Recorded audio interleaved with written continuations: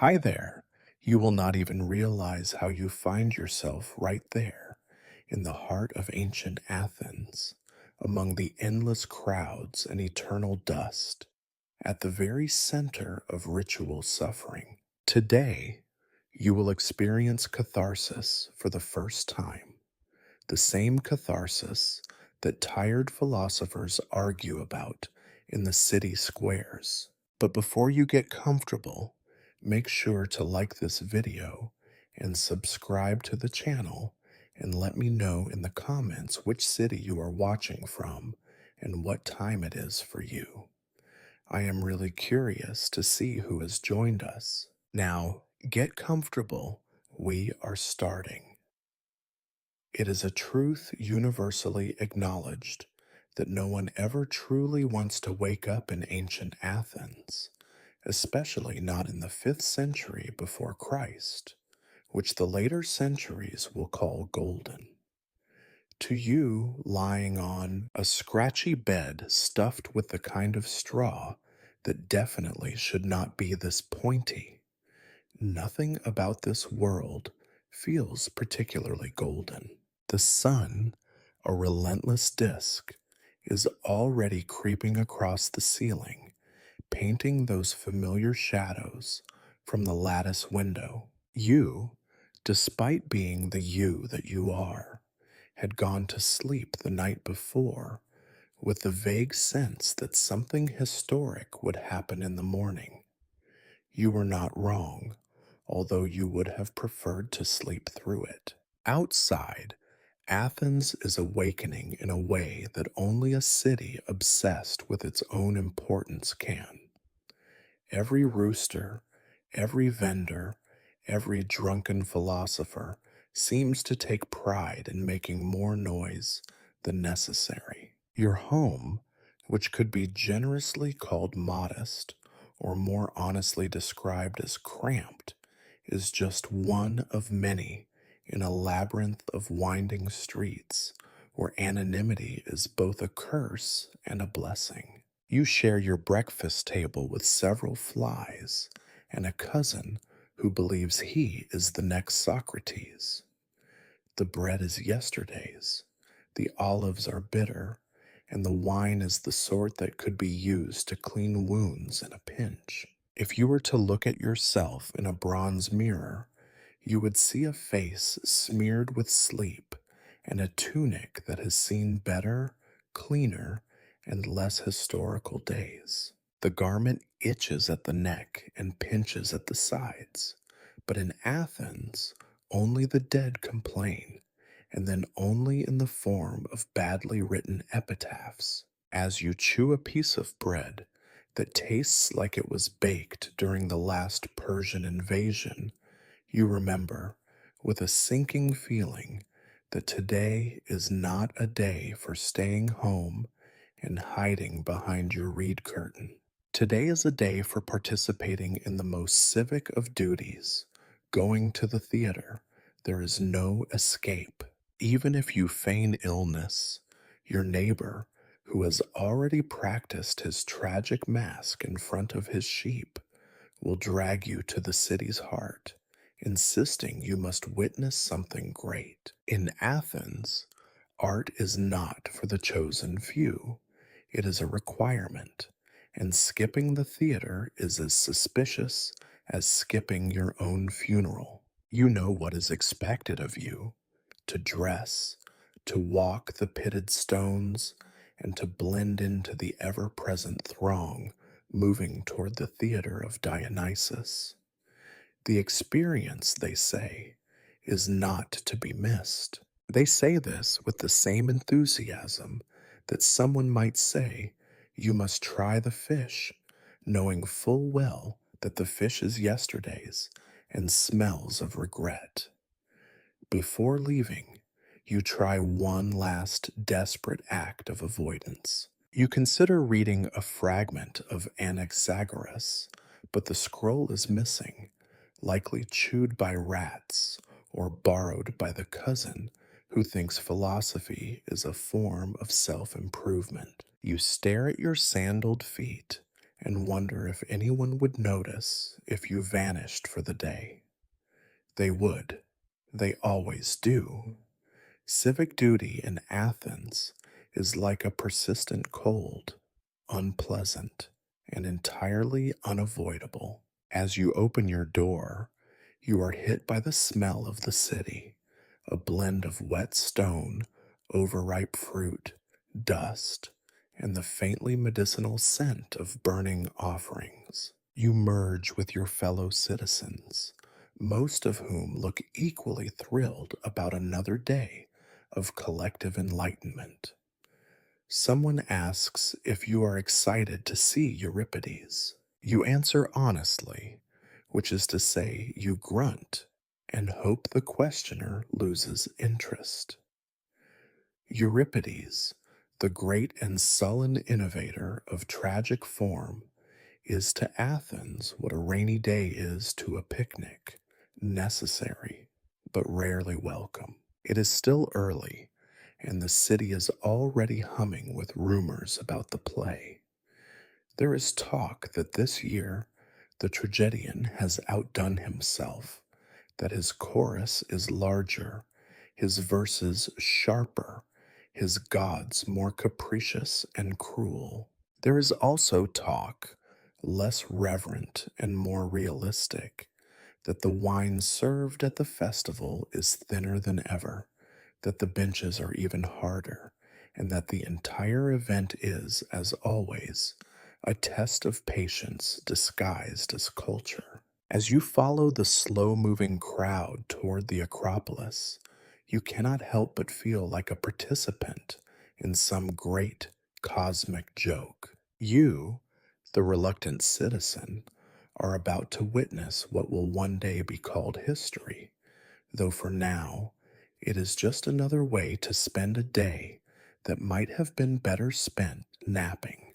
The only certainty is that by the end of it all, you will have a new story to tell, assuming, of course, you survive the experience. And so, with a deep sigh and a final adjustment of your ill fitting tunic, you join the river of Athenians on their way to the theater.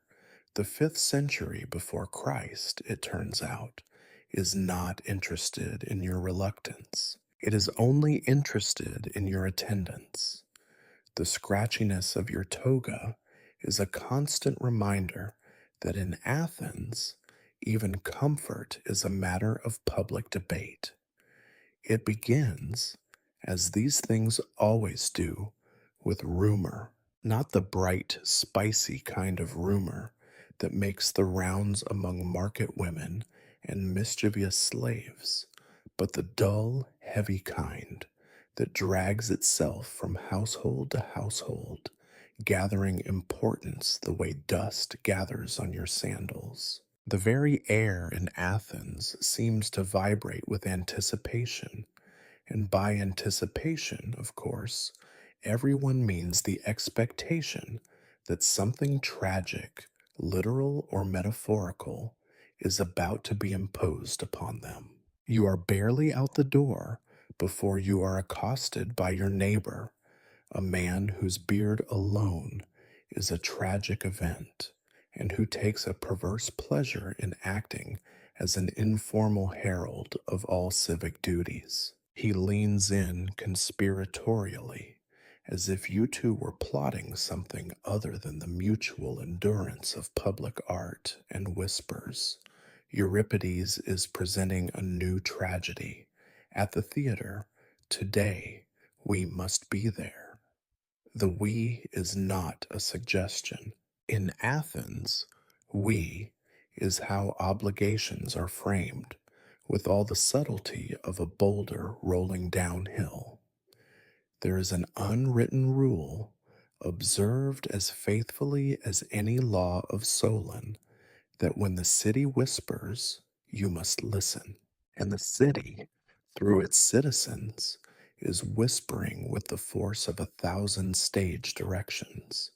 The festival is here. The festival is today. Dionysus demands it. Euripides will present. You quickly realize that even the gods are in on it.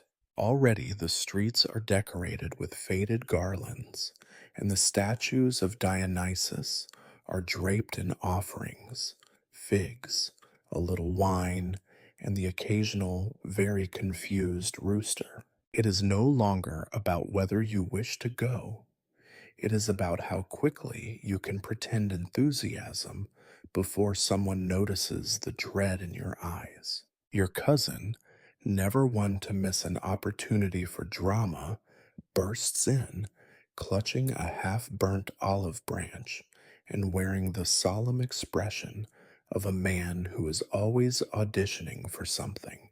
You are coming to the theater, of course, he intones, as if the question is rhetorical, which it is. As you shuffle through your morning routines, every interaction is colored by the festival. The baker, slapping dough with the force of a man working out personal issues, throws in a casual, "See you at the play." The fishmonger, rearranging his wares for the 30th time, nods and says, "No one skips Euripides." The old woman selling garlands from her stoop shakes her head and mutters, "A city without its tragedies is no city at all." In Athens, even commerce is theater, and even theater is commerce. But there is something different about this particular day. You can feel it in the way the city's gossip flows, like wine poured too generously. The talk is of catharsis, a word that floats in the air, just out of reach, thick with meaning, yet somehow always escaping your grasp. You have heard the old men in the agora say that catharsis is what separates the living from the merely existing, that only through tragedy do mortals remember they are mortal. You, who have spent most of your life avoiding the raw edges of emotion, are deeply skeptical. Still, you listen. It is impossible not to. Everywhere you turn, someone is recounting the history of tragedy as if you have not heard it 1,000 times before. "You know," says the neighbor's wife, "it used to be just hymns and dances before men like Euripides filled the stage with women and gods and the sort of suffering that leaves a stain on your soul." You nod, because this is what is expected. You nod so much that your neck aches. Every conversation is a rehearsal for the real performance, the performance of being a proper Athenian. The sense of obligation weighs on you like a badly fitted breastplate. The city expects you to be present, not only in body, but in spirit. Your absence would be noticed, whispered about, perhaps even reported. Worse, you would miss your chance to participate in that most Athenian of rituals, the collective witnessing of someone else's pain, artfully arranged and presented for public consumption. You are reminded over and over that the gods themselves invented drama, that Dionysus delights in the spectacle, and that to miss the festival is to snub not only your fellow citizens, but the divine itself. You briefly consider faking a limp, inventing a death in the family, or claiming to have developed a sudden allergy to tragic poetry, but you know it would do no good. The city's eyes are everywhere, and besides, even the most skillful actor cannot out-drama the true tragedians. It will do you good, your cousin assures you, and you wonder if anyone in history has ever been improved by sitting on a stone bench for an entire day, watching noble families destroy themselves in verse. As the morning drags on, the streets fill with people, all moving in the same direction. You see old men brushing dust from their best cloaks, young women giggling behind their hands, children already tired from the walk, and everywhere, the sense that this is less a festival and more a compulsory march toward enlightenment. You are swept along, not quite resisting, not quite embracing, but moving nonetheless, like a leaf in a reluctant breeze. There is a moment just before you join the main flow of the crowd when you wonder what would happen if you simply walked the other way toward the hills, the sea, the freedom of unremarkable anonymity. But the city is not designed for such rebellion. The city is designed for togetherness, even in misery. The city is designed for witnessing, and you are, whether you like it or not, a witness. The Theatre of Dionysus looms in your mind, a place of stone and shadow, of masks and music, and the terrible relief of seeing that your own sorrows, no matter how small, are not unique. Euripides, with his reputation for grim inventiveness, awaits, ready to show you something unforgettable, or at least something long enough to make you question the passage of time itself. By midday, it is no longer a matter of whether you will attend, but when. The city's heartbeat is steady and inescapable, and you are just one pulse in the living body of Athens. You allow yourself one last private complaint, muted, safe, and entirely unnoticed, before setting off in the direction everyone else is going.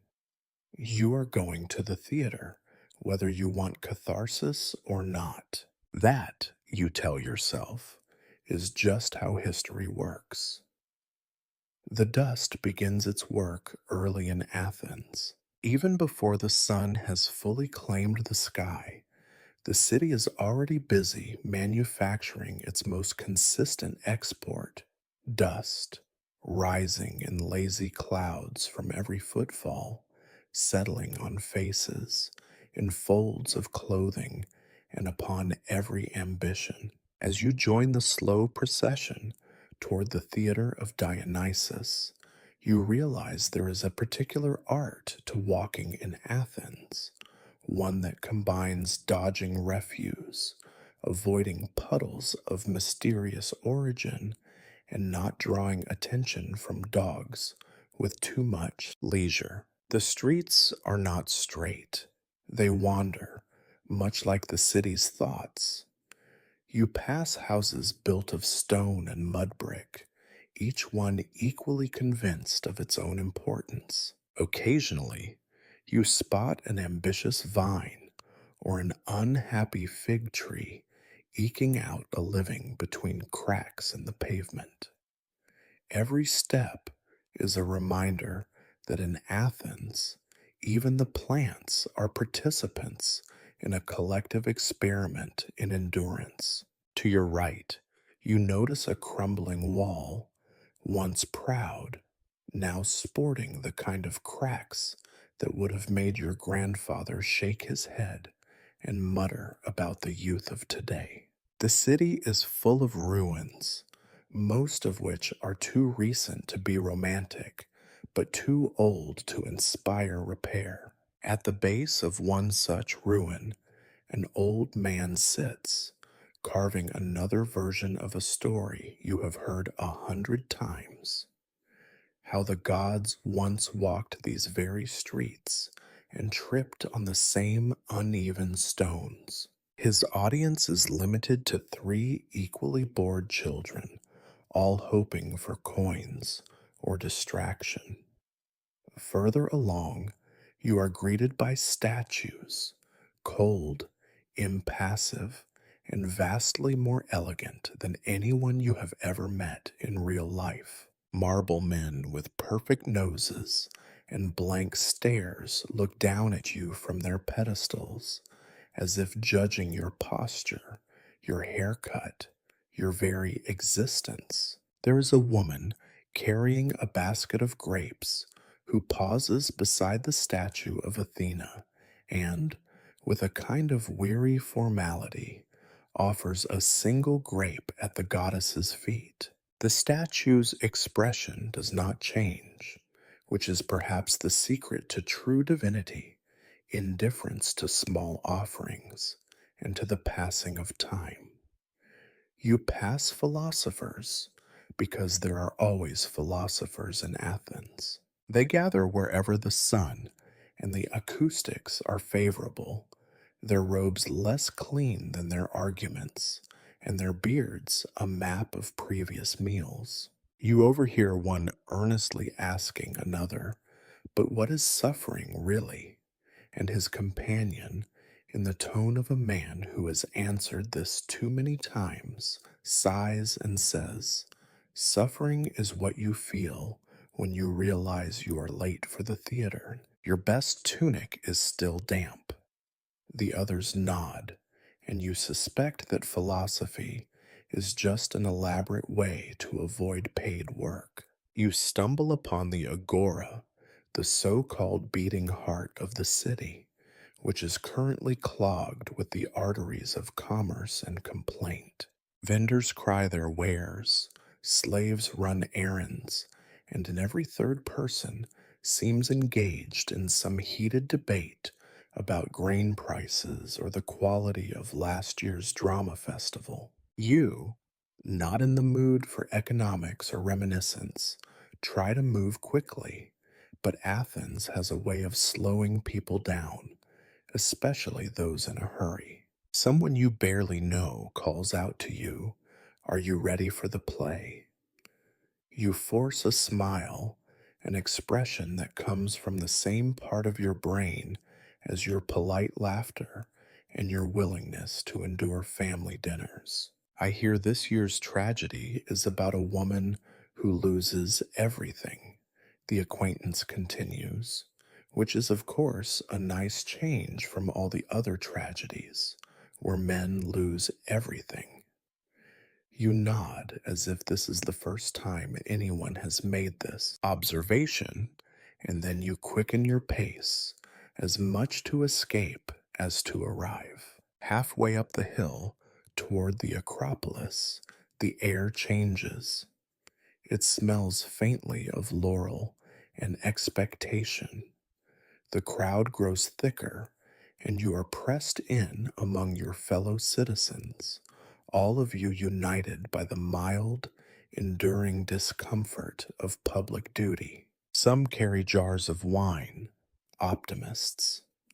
Others clutch loaves of bread or small pillows, realists.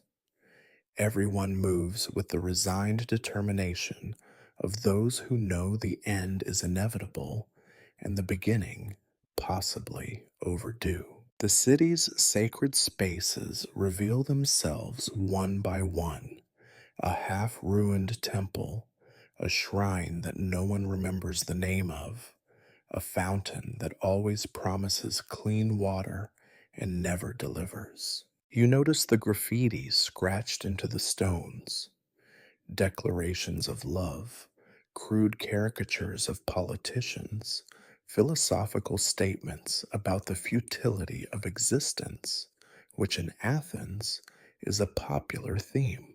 Life is dust, someone has written, and underneath, in another hand, so is bread. Even the graffiti is self-aware. Children run ahead, gleefully unaware that they will one day look back on this as the happiest time of their lives.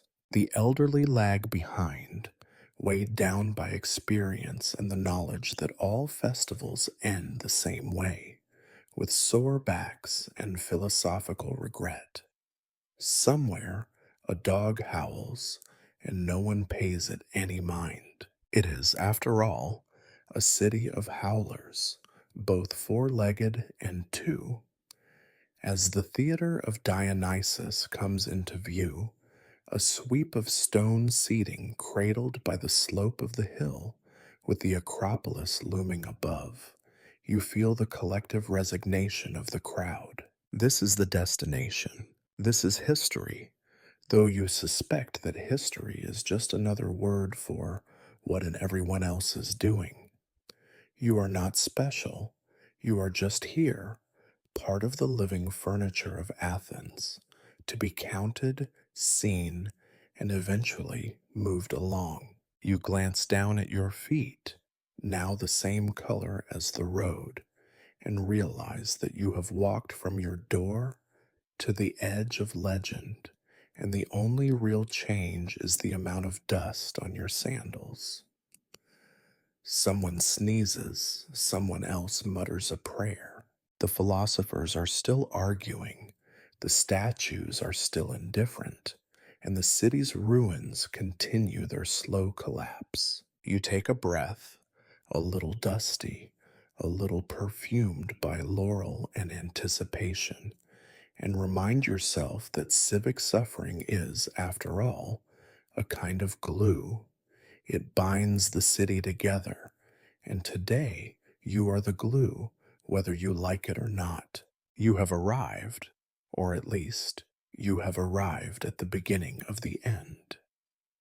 The cue, the line for the Theatre of Dionysus, is not merely long, it is legendary. It is the sort of line that would make Sisyphus pause, shake his head, and mutter, "At least my boulder moves." It begins at the main entrance, loops around the marble colonnade, doubles back through a patch of half-hearted shade, and then, just to remind you who is really in charge, splits into an ungovernable cluster of secondary lines that promise efficiency but deliver only confusion. The Athenians, inventors of democracy, have yet to master the art of orderly queuing. Standing in line is an ancient Athenian sport. You are quickly reminded that patience in this city is less a virtue and more an evolutionary requirement. The crowd shifts and settles with the air of people who know that life is suffering and that most suffering is communal. Here, waiting is not a pause before the main event, it is the event. The man behind you sighs loudly, as if the world itself is balanced on his disappointment. The woman in front of you, clutching a basket of wilted myrtle, explains it for the third time that she has been here since dawn. No one believes her, but everyone politely pretends otherwise. In line, you are robbed of your individuality. You become a number, and not even a very important one. Somewhere up ahead, an official in a faded chiton attempts to count heads, waving a wooden tally stick in a manner that can only be described as optimistic. Occasionally, he pauses to scratch his beard and consult a battered list, the contents of which seem to change with each passing moment. You have the distinct impression that the list is less a record of attendees and more a suggestion of who might matter.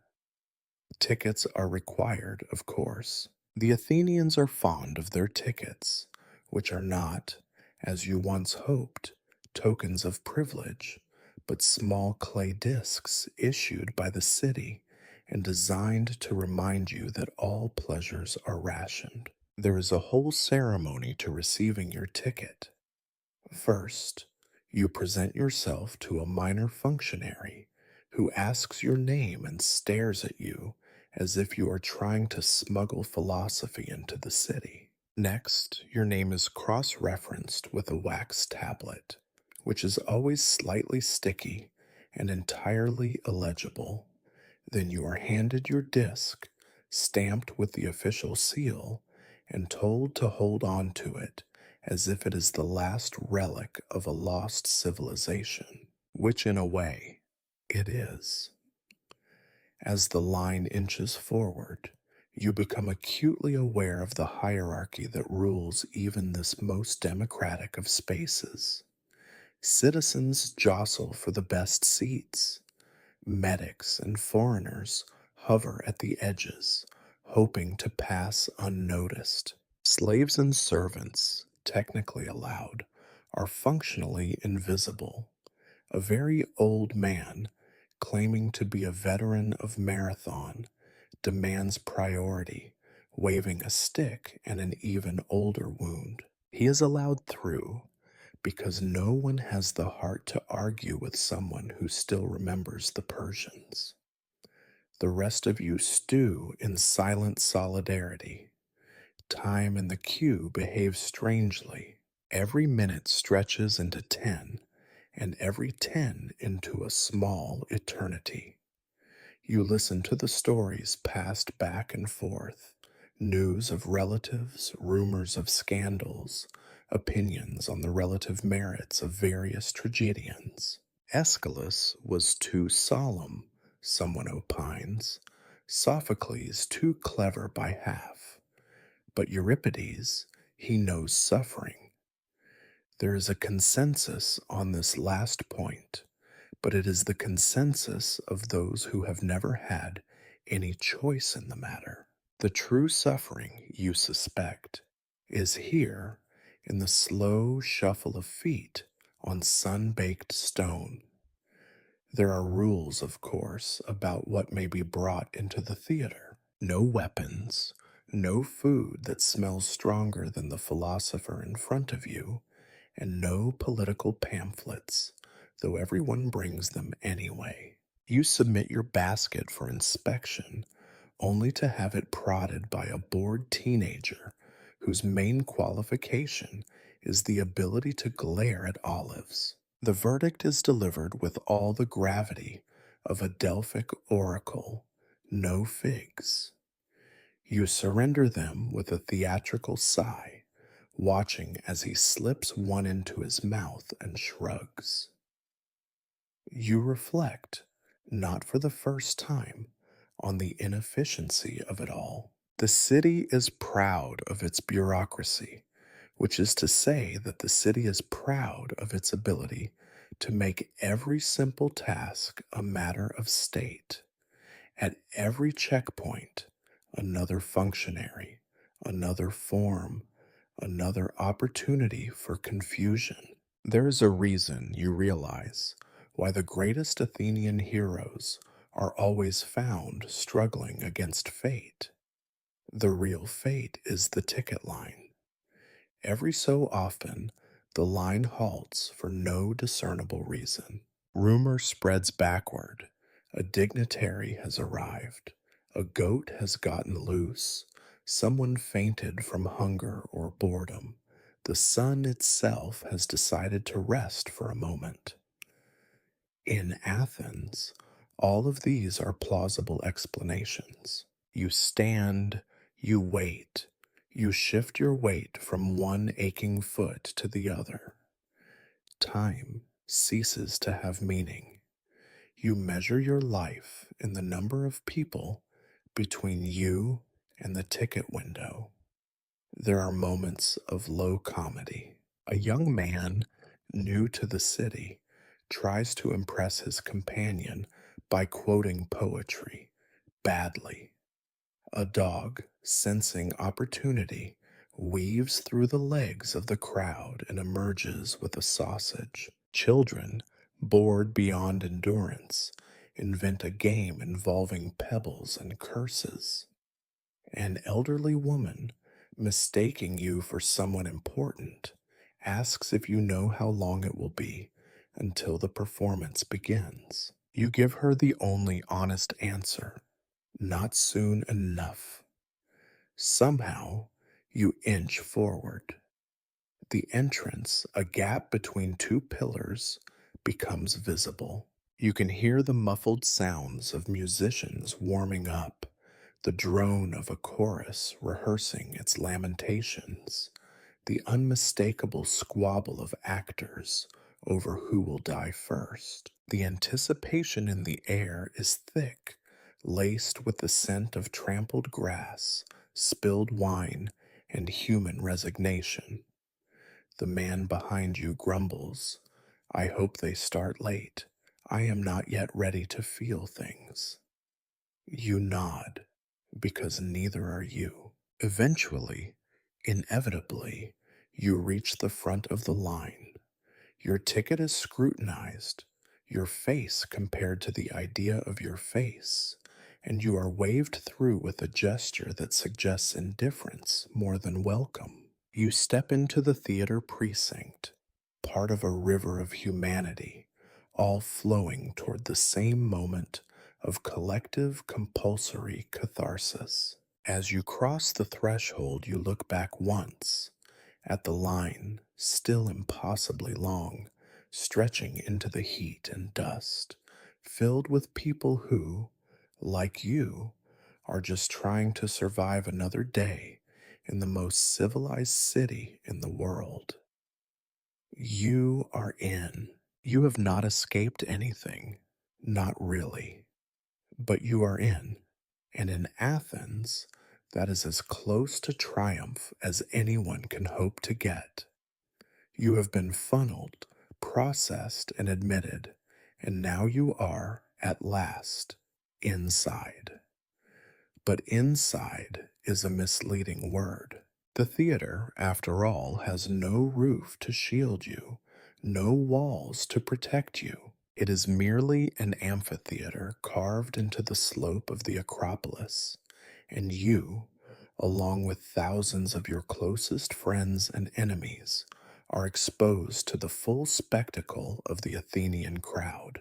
There are people everywhere, and everywhere you look, there are more people, each one as intent on finding their place as you are, each one secretly hoping that your place is not also their place. The crowd is its own living organism, ancient and primal, with instincts inherited from every Athenian who ever jostled for position in the agora.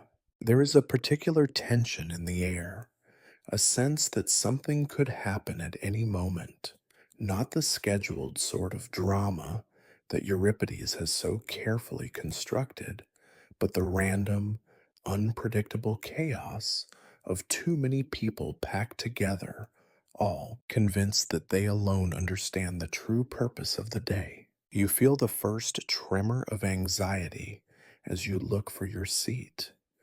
The stones are hard, unnumbered, and only loosely organized by a system that no living Athenian claims to understand. The best seats, those closest to the orchestra, where you might actually see the whites of an actor's eyes, are occupied by the city's most eminent citizens, magistrates, priests, the occasional foreign dignitary with enough drachmas to grease the necessary palms. The rest of you are left to negotiate, bargain, and, when all else fails, surrender.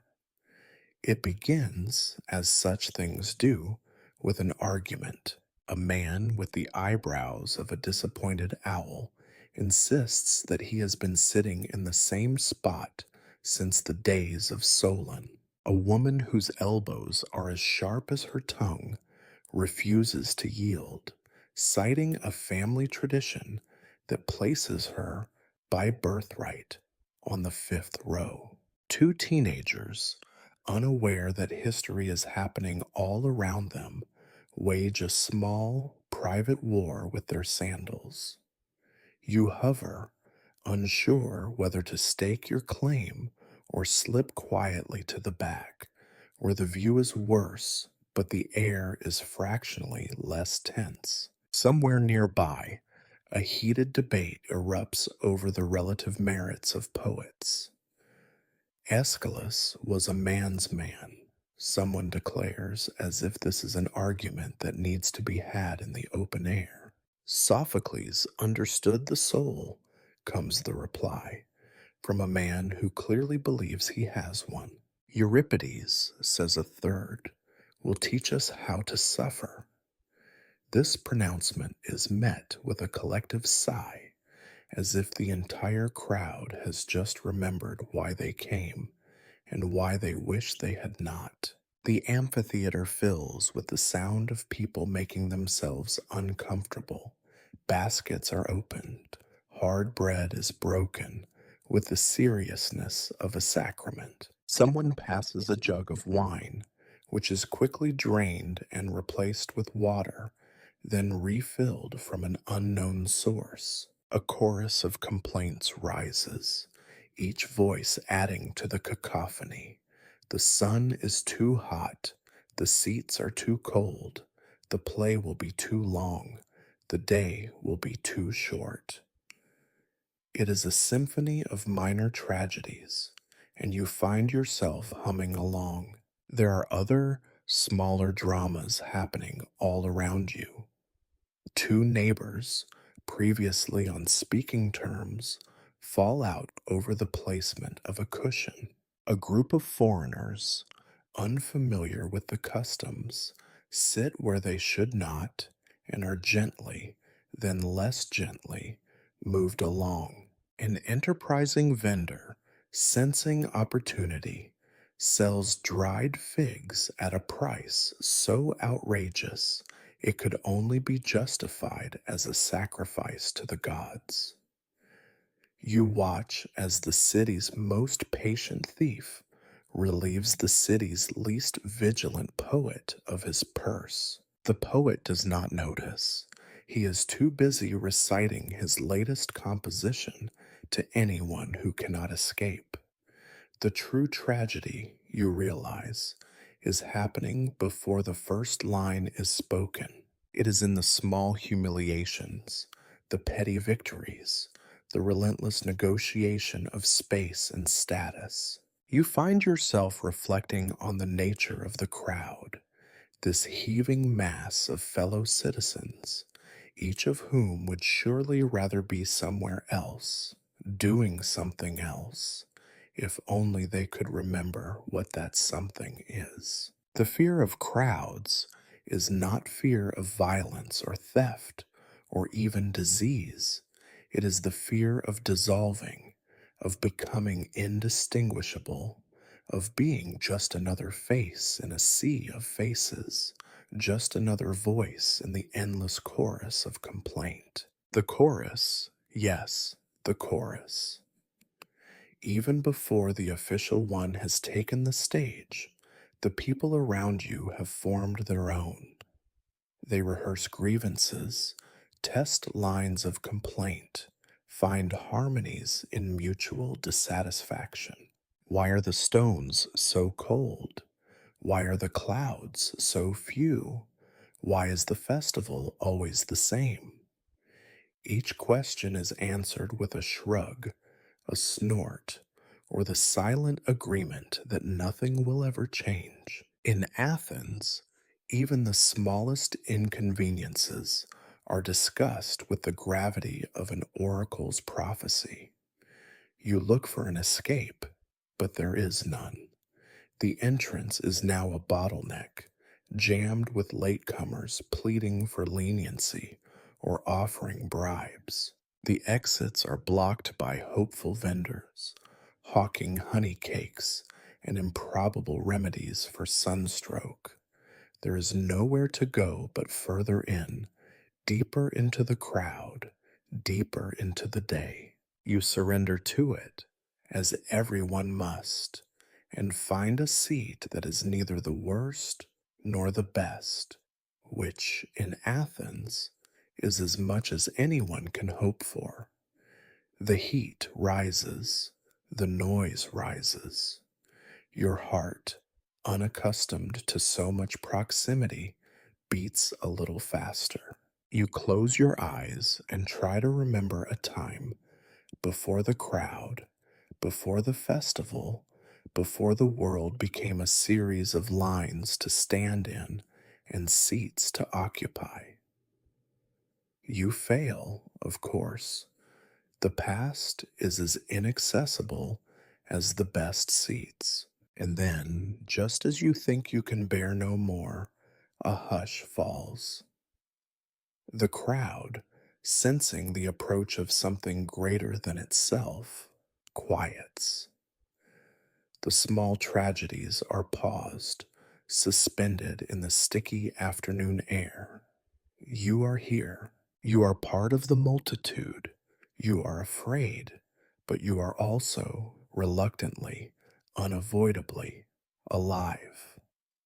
The tragedy has not yet begun, but you have already learned something about fear. At last, the scuffle and mutter of the crowd settle into a kind of uneasy order. You have made it. You are inside the Theatre of Dionysus, not just as a rumor or an intention, but as a body among bodies, each pressed into the unyielding embrace of carved limestone benches. From where you sit, the full sweep of the theater unfolds, an enormous semicircle of stone, climbing tier by tier up the side of the Acropolis, each row worn smooth by generations of civic discomfort.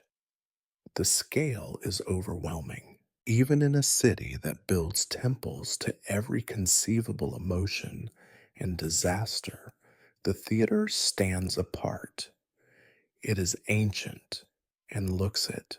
The lowest seats nearest the orchestra are grand, if grand is measured by how likely they are to make your back hurt for a week. These places are reserved for officials and priests, whose duties, you suspect, are mostly ceremonial and entirely uncomfortable. Everyone else scrambles for the best they can get, which is to say, whatever the last person left behind. You try not to stare, but you cannot help it. The backdrop of the stage, a structure of painted wood and faded canvas, pretends to grandeur, but mostly achieves a sense of faded aspiration. The skein, once new and splendid, now looks as if it is held together by hope, ancient nails, and a little divine patience. Columns stand where columns have always stood, only slightly more chipped than the people sitting beneath them. From here, the Acropolis towers above, a silent reminder that everything in Athens is built to last just long enough to become a ruin. There is a smell to the place, old and sour, like spilled wine and unresolved arguments. The stone beneath you is hot where the sun has touched it, cold in the shadow of your neighbor. Somewhere, someone is chewing a strip of dried fish, the aroma rising and mingling with the unmistakable scent of bodies packed too close for too long. It is in its way the perfume of civilization. You take a moment to observe the people around you, the high-born in their white chitons, trying to maintain dignity as they gingerly unfold expensive but impractical cushions. The poor, making do with what they can carry, a thin cloth, a folded cloak, sometimes just a patch of grass to call their own. It is, for a moment, almost equalizing. No one looks particularly comfortable. No one escapes the dust, which finds its way into every fold, every crease, every whispered confidence. You realize, with a small thrill of satisfaction, that even the wealthy look itchy.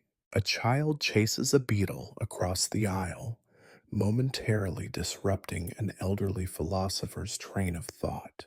Two women whisper behind fans of woven reeds, their eyes darting from the stage to the crowd and back again, perhaps rating the quality of each with equal disappointment. The chorus, visible backstage, prepares in the manner of all professionals, stretching, sighing and exchanging last-minute complaints about their costumes. As you gaze upward, you are struck by the sheer ambition of the thing. The theater is a machine for attention, for emotion, for the distillation of everything Athens believes about itself and the world. Each stone is a seat, each seat a witness, each witness a participant in something greater than themselves and, inevitably, more uncomfortable. The sweep of the rose, the curve of the orchestra, the deliberate focus on the center, all designed to remind you that here you are both spectator and spectacle. You notice, with a mix of awe and bitterness, how much work has gone into making the experience tolerable, and yet how little it helps. The city provides water, carried in battered clay jugs that leak as much as they quench. There are shade screens stretched between poles, but they always seem to cover the wrong people at the wrong time. If you are lucky, a friend will share a handful of almonds, or, more likely, a list of grievances about previous performances. For a brief moment, you feel something close to wonder. Not the clean, exhilarating wonder of youth, but the heavy, ancient wonder that comes from realizing how many people have suffered exactly as you are suffering now. Every festival, every spring, every audience, generation after generation, has filled these same seats, grumbled about these same flaws, endured these same delays. History in Athens is not a story told about other people. It is a place you sit, a seat you try to hold, a performance you cannot avoid.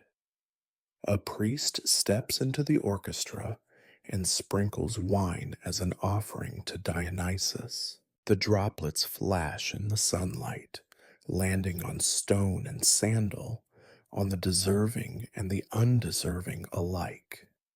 Someone cheers, someone else groans. The priest, unmoved, finishes his task and returns to the shadows, already forgotten by most. As you settle in, shifting to find a slightly less punishing angle for your spine, you reflect on the paradox of Athenian society.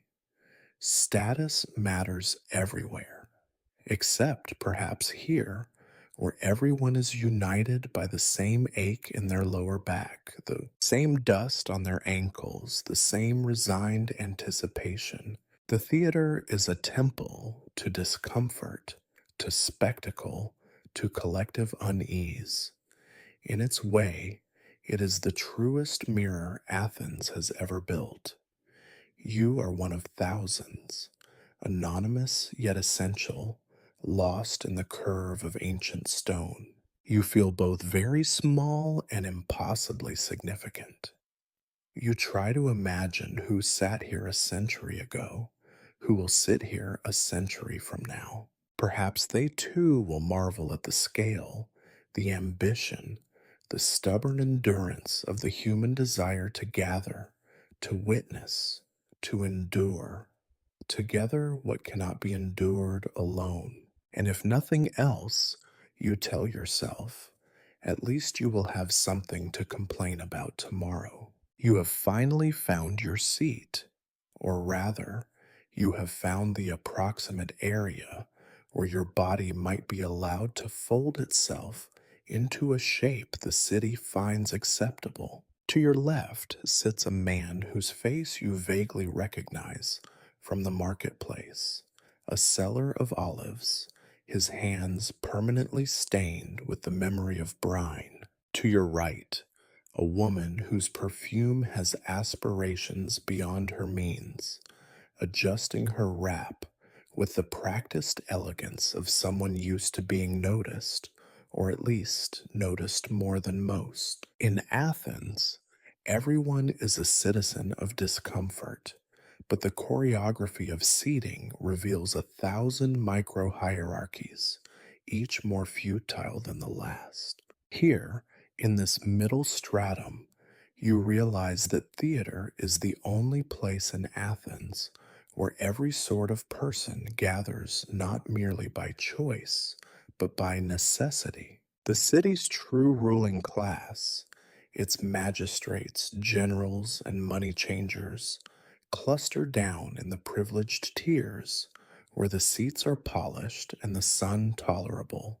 Yet, for the vast majority, these stones will do, as they always have. The crowd is thick with artisans, clerks, errand boys, philosophers with more opinions than teeth, a scattering of foreigners hoping for an authentic Athenian experience, and more than a few whores with expressions that say, "At least this is free." It strikes you that the cushions, those little islands of softness, have become the real social currency.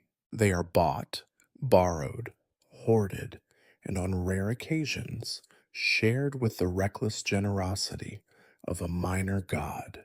The poor do without, the middling make do, and the wealthy carry their cushions like shields, as if a palm's width of wool can protect them from the world's rough edges. You notice, with a touch of envy, that the courtesans always have the finest cushions, their colors bright against the dust, their embroidery more intricate than the city's laws. Even the slaves, whose role is to support and serve, manage to snag a corner of comfort when their masters are not looking. The air is heavy with the knowledge that, for these hours, rank and money mean only so much. The dust cares nothing for your parentage or your property. It settles equally on the high and the low, on silk and sackcloth alike. There is an egalitarian spirit to this discomfort. It is, you suppose, a rare form of justice, the redistribution of dust, the democratization of numbness. Conversation ebbs and flows around you, a stream of gossip, boasts, complaints, and philosophical riddles that never quite reach a conclusion. The olive seller, resigned to a day of immobility, begins recounting his worst transaction of the week to anyone within earshot. The perfumed woman wonders aloud whether this year's tragedy will contain more blood or more tears. Someone behind you theorizes that the gods themselves invented hard benches to humble mortals. You offer a wry smile, not because you disagree, but because the joke is older than the benches. You look up and catch the eye of a young man, barefoot, tunic torn, probably a slave on borrowed time, who grins as he juggles 3 small stones, more for his own amusement than for the crowd's. For a moment, everyone watches him. Status is briefly suspended. Artistry, however small, commands attention. It is, you realize, the purest moment of theater you have yet seen, unscripted, fleeting, and entirely free. Children squabble over the best view. Mothers scold them in the half-whispered tones reserved for public settings. A toothless old woman with the face of an oracle mutters blessings, or perhaps curses, on the heads of those around her, collecting coins and disdain in roughly equal measure. A pair of foreigners argue about the translation of a program, while a trio of young courtesans compete to see who can laugh loudest at the latest scandal involving a city official and his neighbor's goat. The boundaries blur. For the next few hours, everyone will be audience, everyone will be critic. The man in the rough homespun is equal, at least in theory, to the woman in linen, the slave to the merchant, the gossiper to the philosopher. Even the courtesan, whose cushion outshines the marble, sits at eye level with you, her painted smile a challenge and an invitation.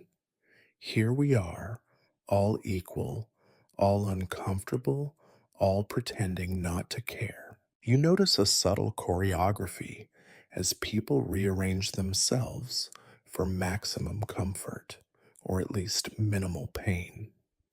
Cloaks are rolled and folded, benches are bartered, strangers become brief allies in the endless campaign against numbness. An enterprising boy rents out extra cushions at usurious rates, earning the kind of looks usually reserved for tax collectors. As you glance across the sea of faces, some eager, some resigned, some lost in thought, you realize you are seeing Athens in miniature, a city of compromises, alliances, rivalries, all playing out on a stage before the play has even begun.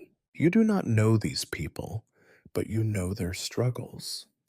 You know their hunger for something transcendent, or at least distracting. You know the relief that comes from losing yourself, if only for an afternoon, in the misfortunes of myth and the music of words.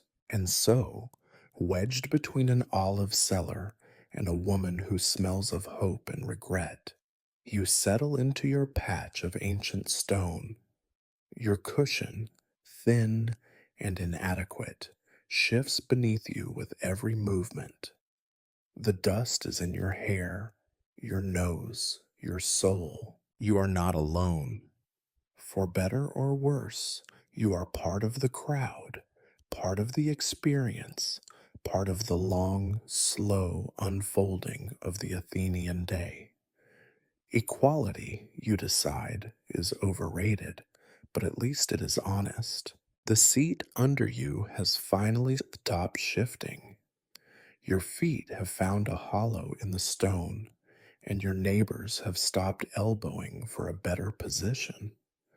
All that is left is to wait, and waiting, you discover, is a craft as old as the city itself. It is not merely the absence of action, but a slow, methodical unraveling of expectation, seasoned with anxiety and the faint, perennial hope that perhaps today the tragedy will start on time.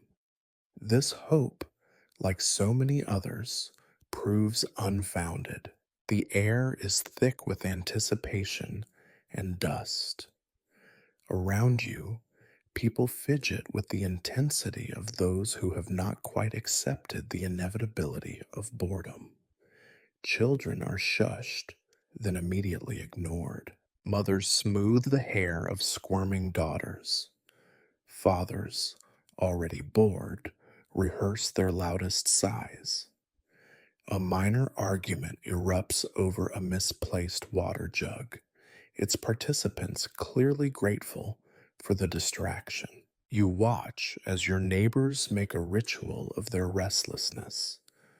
Tunics are readjusted, sandals checked, baskets inventoried for crumbs. Near the front, the priests begin their work. They gather around a small altar, draped in fading purple, and light incense in slow, solemn movements, as if time is the only commodity they cannot afford to lose. Their prayers to Dionysus are murmured in unison, an ancient sound more felt than heard. Someone offers a bunch of shriveled grapes, another a clay jug of questionable wine. The city's official sacrificer produces a white dove from the folds of his robe, lifts it to the indifferent sky, and, after a pause, just long enough for discomfort to set in, lets it fly free. The crowd, collectively unimpressed, returns to the business of waiting. Vendors appear, weaving between rows with the persistence of bad news.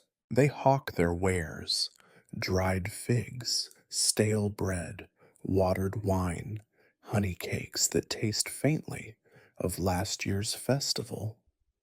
A boy with a basket of almonds tries to charge you double, then settles for a look of contempt when you refuse. Everywhere you turn, waiting has become a kind of economy, a currency of patience traded for small comforts and smaller amusements.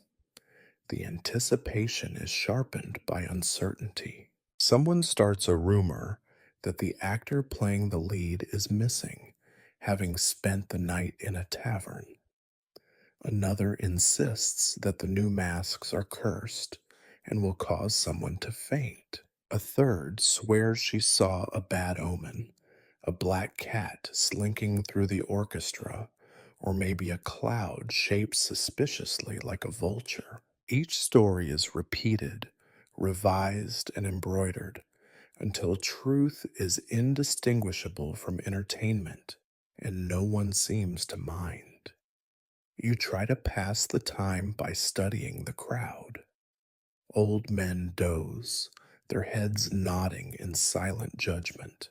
Young lovers whisper in the gaps between gossip, their hands brushing in conspiratorial comfort. The more philosophical among your neighbors debate the meaning of catharsis, concluding, after much hand waving and little agreement, that true catharsis can only be achieved by watching someone else suffer convincingly. A group of musicians takes its place at the edge of the stage, tuning their lyres and double flutes with all the grace of men who have done this 1,000 times and still resent every note.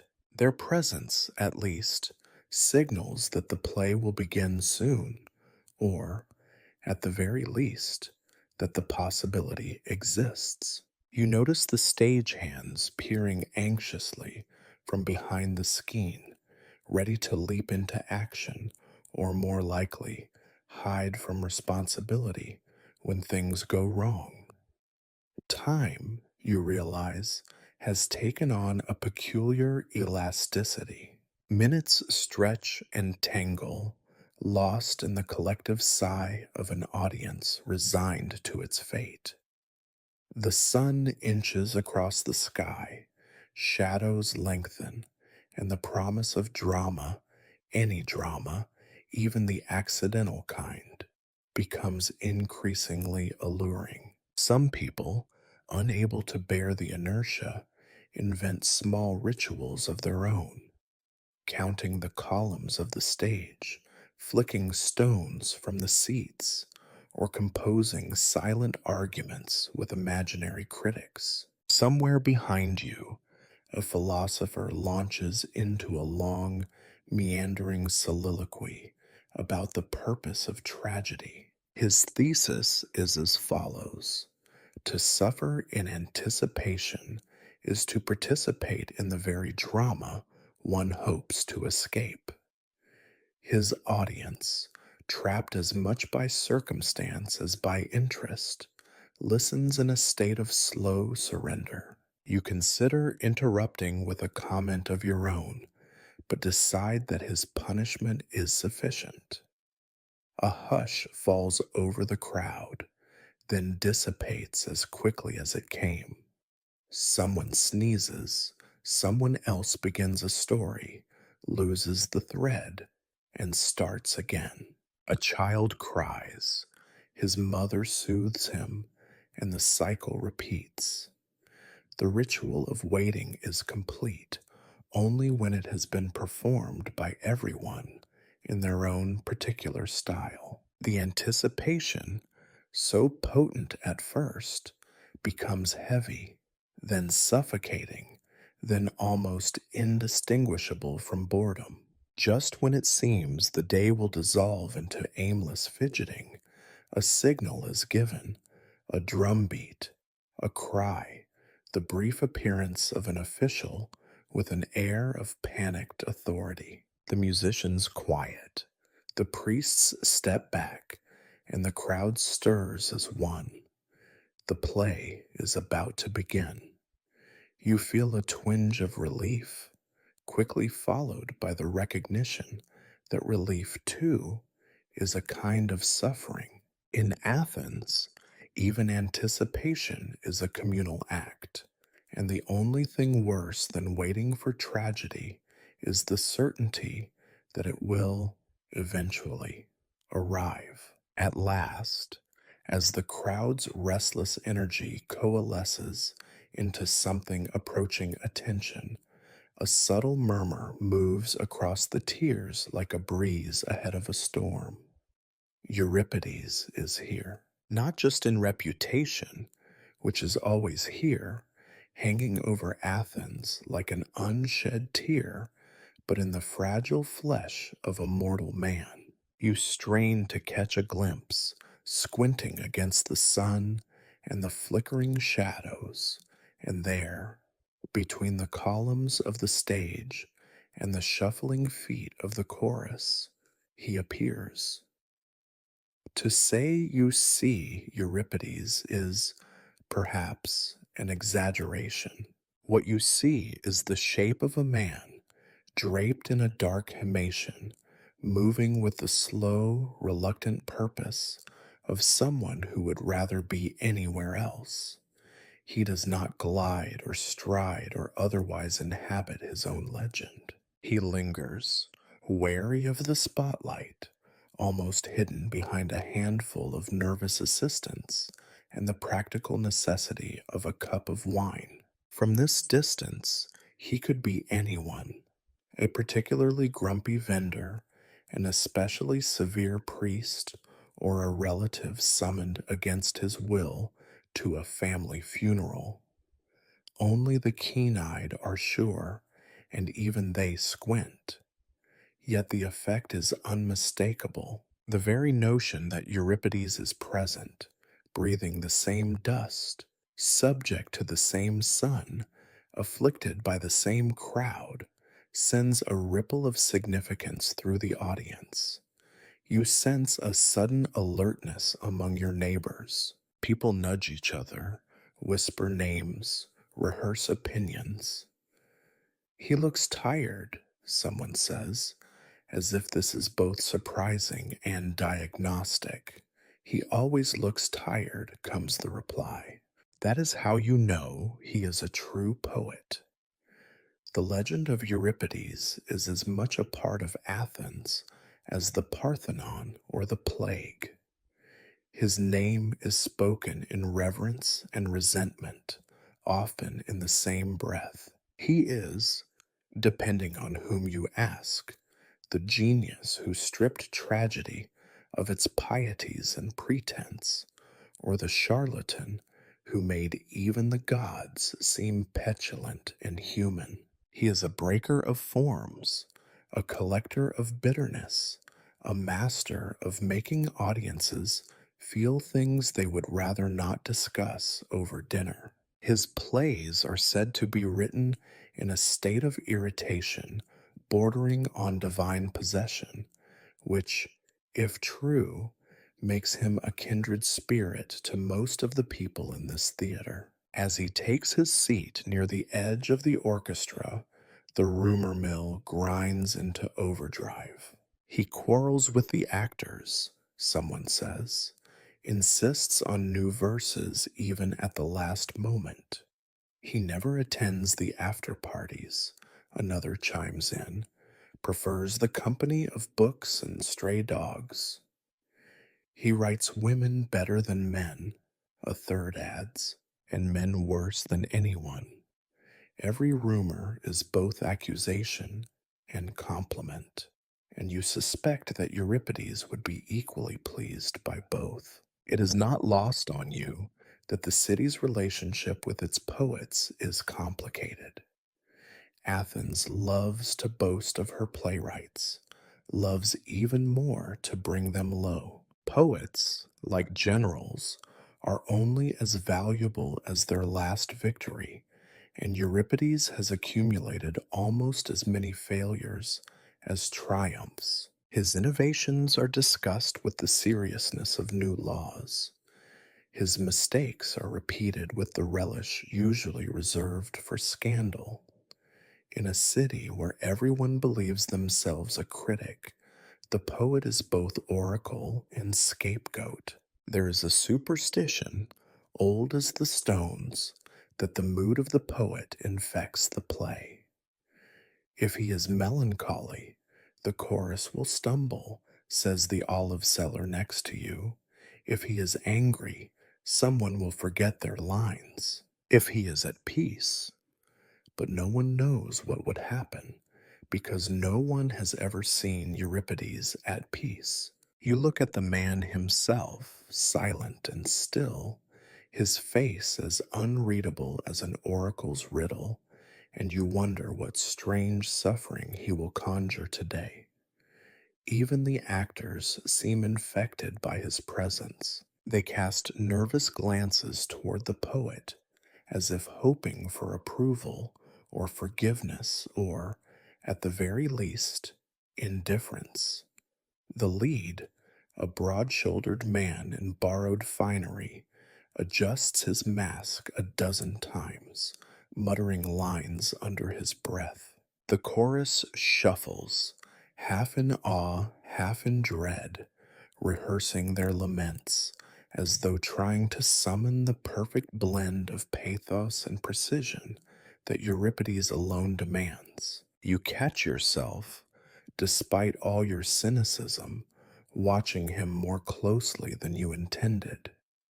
There is something magnetic about genius, even when it comes wrapped in gloom and irritability. You wonder if he notices the collective expectation, the thousands of eyes, the generations of judgment, all gathered here to see if his latest attempt at truth will succeed or fail, or, as is more likely, both at once. The festival's organizers, always eager to flatter and control in equal measure, make a show of greeting him. A functionary bows low, too low for comfort, and offers a formal welcome, which Euripides accepts with a nod so brief it might have been imagined.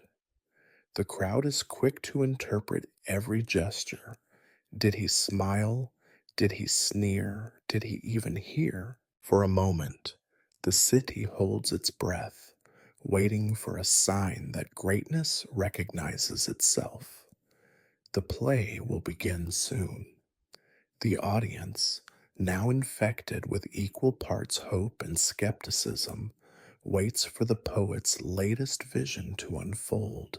You realize, as you watch him disappear behind the curtain of ceremony and expectation, that every city needs its tragic poets, not just to explain suffering, but to remind everyone else how deeply, how inventively it can be felt. As the lights, such as they are, dim, you wonder, is Euripides as bored and anxious as you are?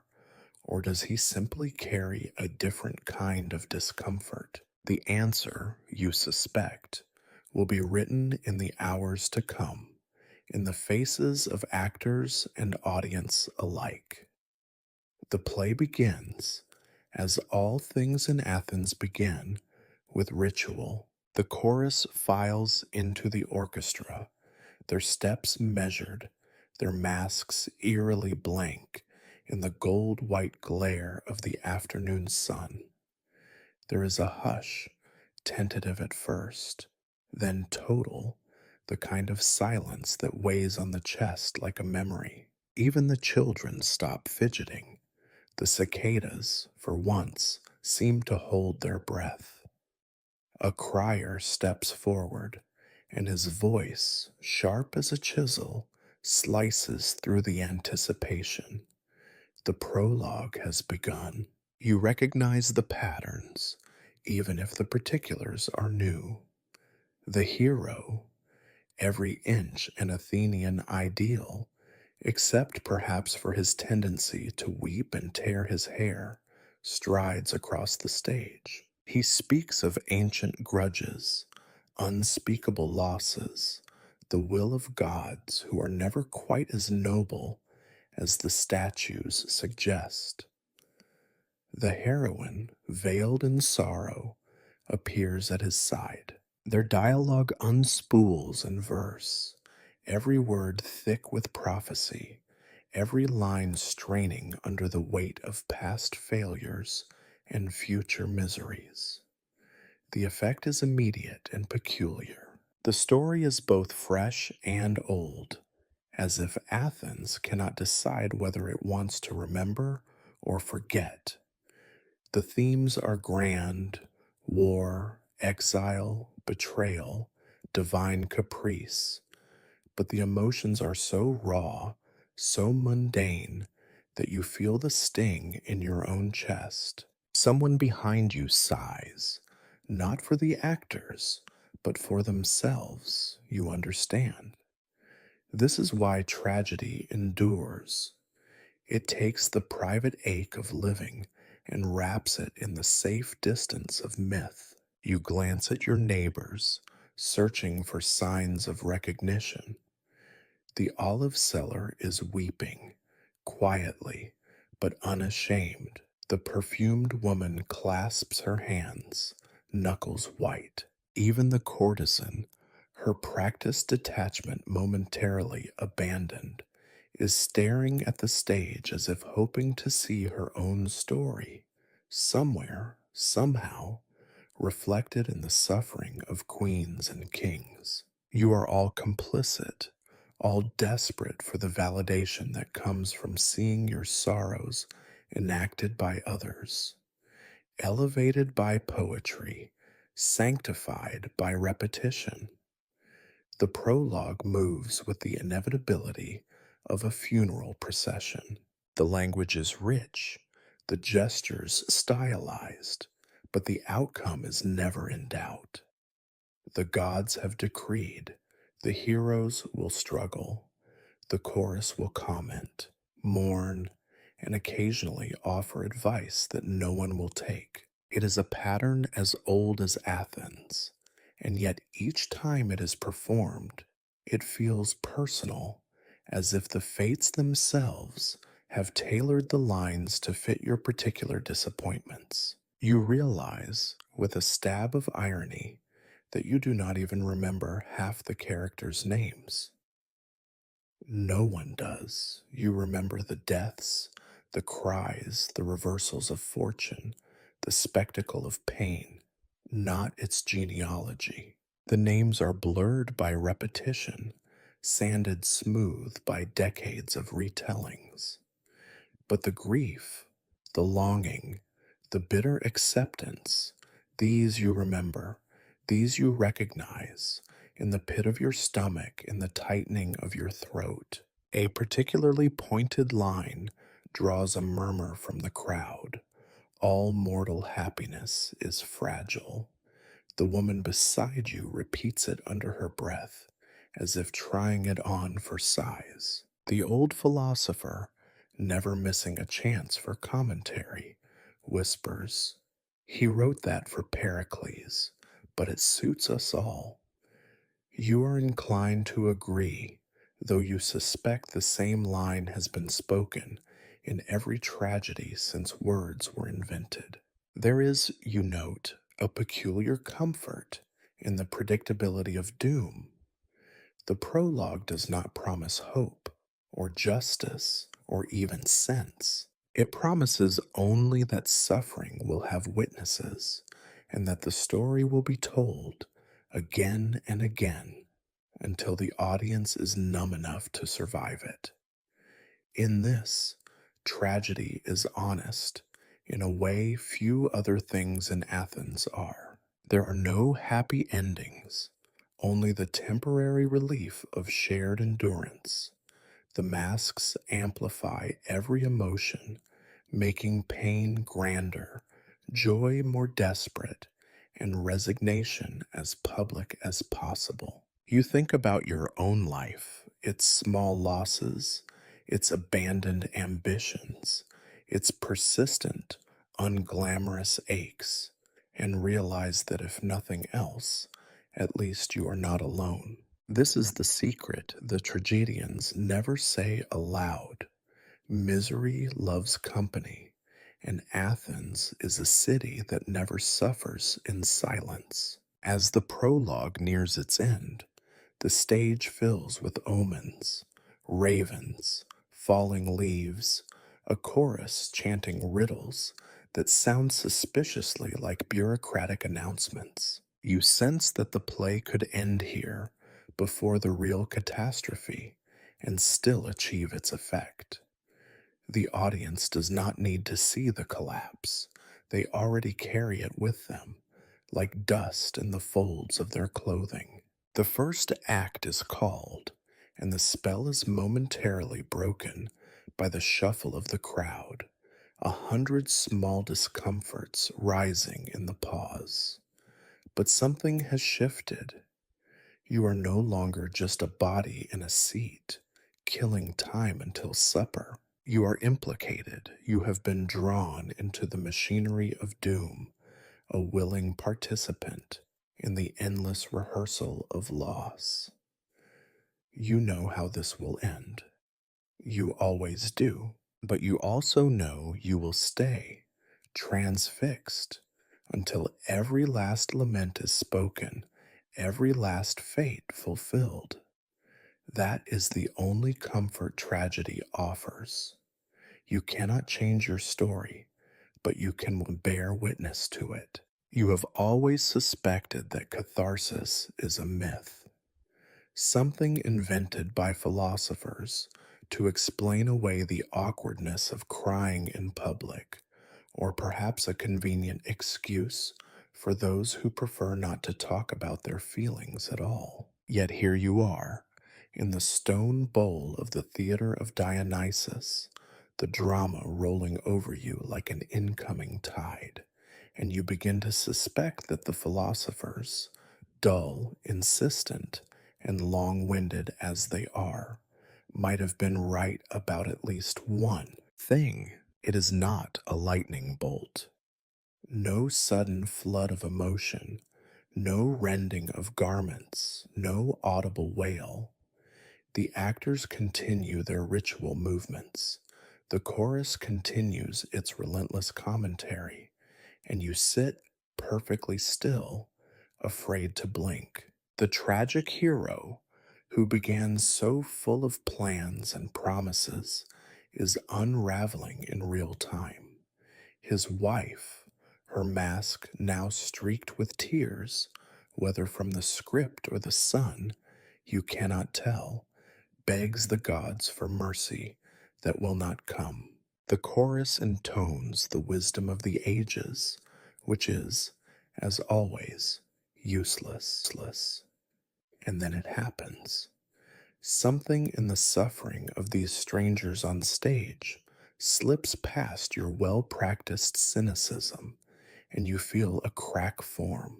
At first, you think it is simply discomfort, the sharp edge of the stone, the hunger that always arrives by mid afternoon, the stale taste of the morning's bread. But no, this ache is elsewhere. You shift, trying to dislodge it, but it lingers, growing heavier with each line of lamentation. You tell yourself it is absurd. You are a rational citizen. You know these are actors in borrowed robes, repeating words written by a man who probably argued with his wife about the laundry and cursed the gods when his dinner was late. You know that the story is older than the stones beneath you, that suffering, however artfully arranged, cannot really be contagious. And yet, here you are, swallowing against a lump in your throat, blinking too often, hoping your neighbors are too absorbed in their own grief to notice yours. You try to analyze it, to trace the path of this feeling as if it were a civic problem to be debated in the assembly. Is it the music? The way the flute's high notes seem to pierce straight through your defenses? Is it the rhythm of the language, the echo of pain that is always just familiar enough? Or is it something even less noble, the relief of seeing other people, mythical, exaggerated, immortal, falling apart so you do not have to? The truth you realize is that catharsis is sneaky. It does not care for your skepticism, your detachment, your practiced boredom. It finds the crack, the one spot you have left unguarded, and slides in quietly. As the tragedy mounts, as the hero's pride collapses under the weight of consequence, you remember every humiliation you have tried to forget, the lost friendships, the small betrayals, the ambitions quietly buried when no one was watching. Your awkward youth comes rushing back, not as nostalgia, but as a reminder that your own story, too, is built on mistakes you would rather not name. You do not weep, of course. That would be unseemly. You are an Athenian, after all, raised on the virtue of moderation and the wisdom of keeping one's feelings as private as one's debts. But your eyes blur for a moment, and you are grateful for the anonymity of the crowd. Even the olive seller beside you, who has spent the better part of the play sniffing disdainfully, seems moved. You wonder if this is why so many come, year after year, to be allowed, for one afternoon, to feel everything they cannot admit to feeling at home. The chorus launches into a hymn, the words tumbling over themselves in their eagerness to explain, to mourn, to offer some meaning. All things mortal must pass, they sing. Suffering is the law of the world. For once, you do not roll your eyes. For once, you do not search for the flaw in the argument or the inconsistency in the verse. For once, you simply let the sound wash over you, a tidal wave of sorrow and consolation, as old as the city itself. You notice, with a small jolt of embarrassment, that your hands are clenched in your lap, your knuckles white against the fading sun.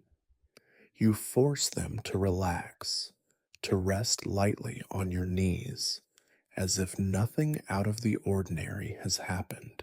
You glance at your neighbors, the perfumed woman, the juggler, the philosopher, and see the same strained composure in their faces.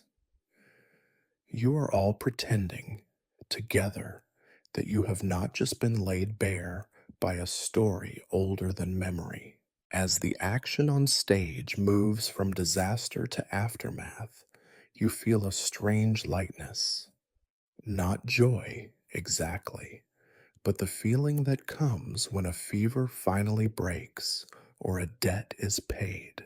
A quieting of the mind, a sense that, for just this moment, you have survived something real.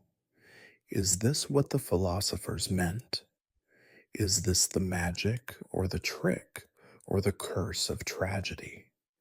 You do not admit it, of course. You will tell anyone who asks that the sun was in your eyes, that the dust made you cough, that the actor overdid it in the second act. You will roll your eyes at the word catharsis, just as you always have. But in your heart, in the place you only visit by accident, you know the truth.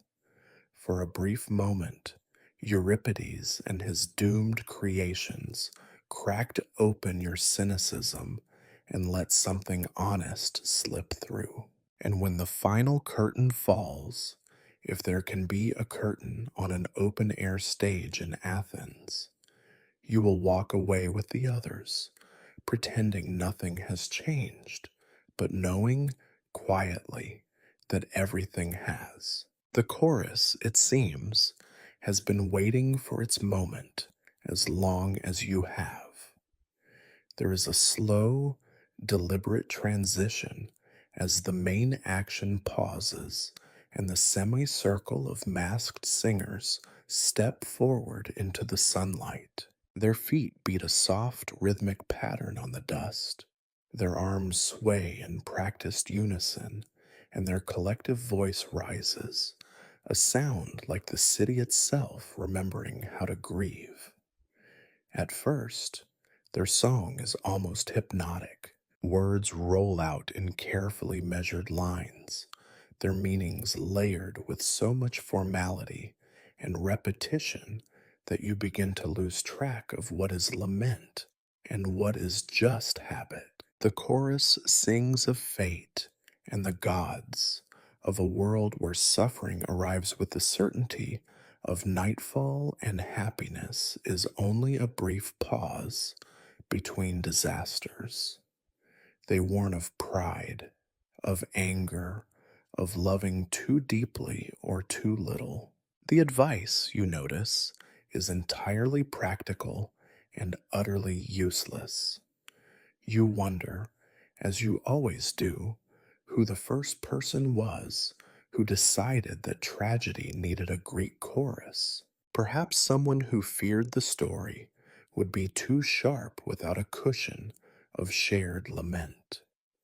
Or perhaps, more cynically, someone who realized the obvious must be stated loudly and in harmony, lest anyone forget to suffer properly. In any case, the chorus is here to guide you through the emotional maze, to explain what you are already feeling, to name what you cannot escape, to assure you that, yes, misery has a formal process and a prescribed ritual. They address the audience directly, sometimes turning their masks so you are forced to confront their hollow, wide eyed faces.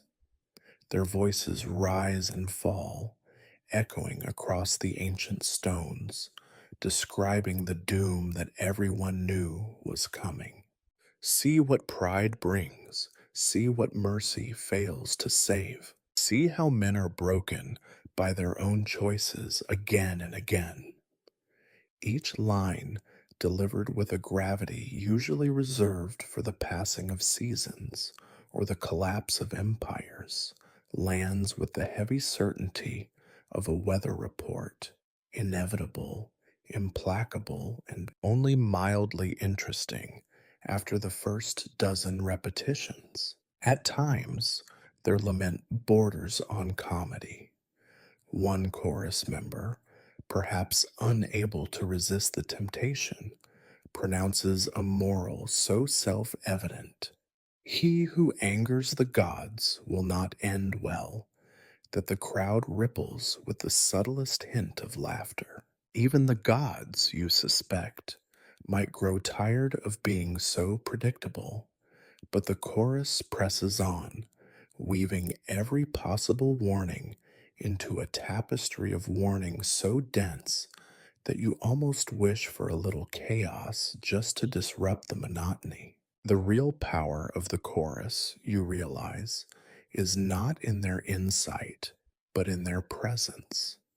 They are the city's conscience and its escape valve, the embodiment of every mother's warning and every neighbor's gossip. Their lamentations remind you that your own confusion and despair are nothing special, that they have happened before, that they will happen again, that they are, in the grand scheme of things, almost entirely unremarkable. There is comfort in this, a kind of relief that comes from knowing your heartache is a line in a much longer script. The philosopher to your right, who has spent most of the afternoon looking unimpressed, perks up. Notice, he whispers, how the chorus always claims to know the lesson, but is powerless to change anything. You nod. It is the oldest Athenian joke. The chorus explains everything, but the plot goes on as if they had never spoken. They predict disaster, they lament its arrival, they analyze its aftermath, and through it all, the tragedy unfolds, indifferent to commentary. Your mind wanders, as minds do when the singing stretches longer than the patience of the audience. You count the folds in the lead singer's robe, watch a stray dog weaving its way behind the orchestra, notice a vendor discreetly slipping a honey cake to a child whose tears are definitely not for the stage. The city itself seems to hold its breath, caught between sympathy and impatience, waiting for the chorus to finish its litany so the real suffering can resume. Yet, in the midst of this slow motion spectacle, you are caught by a line, a sudden, clear note of anguish that rings truer than the rest. What is the use of wisdom if none will listen? What is the point of mourning if sorrow is endless? The words linger, suspended over the heads of the crowd, daring anyone to answer. For a moment, the distance between actor and audience disappears. You feel seen, even if the seeing is only for your smallness. The chorus resumes its measured procession, circling the stage with the solemnity of a funeral. Their voices, layered and echoing, form a kind of cocoon, protective, smothering, inescapable. You realize that their real role is not to instruct or even to comfort, but to bind the audience together in a single shared experience of powerlessness. It is the knowledge that the universe will not notice your suffering, but that you are not alone in your insignificance. By the time the actors return and the plot lurches forward, you are both relieved and oddly grateful. The chorus, with its endless declarations, has managed to make your own anxieties feel, if not smaller, then at least properly categorized. You are a tiny part of a long tradition of people sitting in the dust, listening to others sing about fate and failure, and realizing, with a touch of bitter humor, that nothing ever really changes. In Athens, as in life, the obvious always bears repeating, and sometimes the repetition is the only comfort you are allowed. You have been watching the hero spiral toward doom, every gesture etched with agony, every speech swelling with meaning. The stakes on stage are enormous. Kingdoms lost, oaths broken, gods offended, destinies sealed with a single choice. Even the chorus, with all their warnings and wailing, seem animated by the magnitude of the tale. For the briefest moment, you find yourself deeply envious, not of their suffering, but of the sheer clarity of their purpose.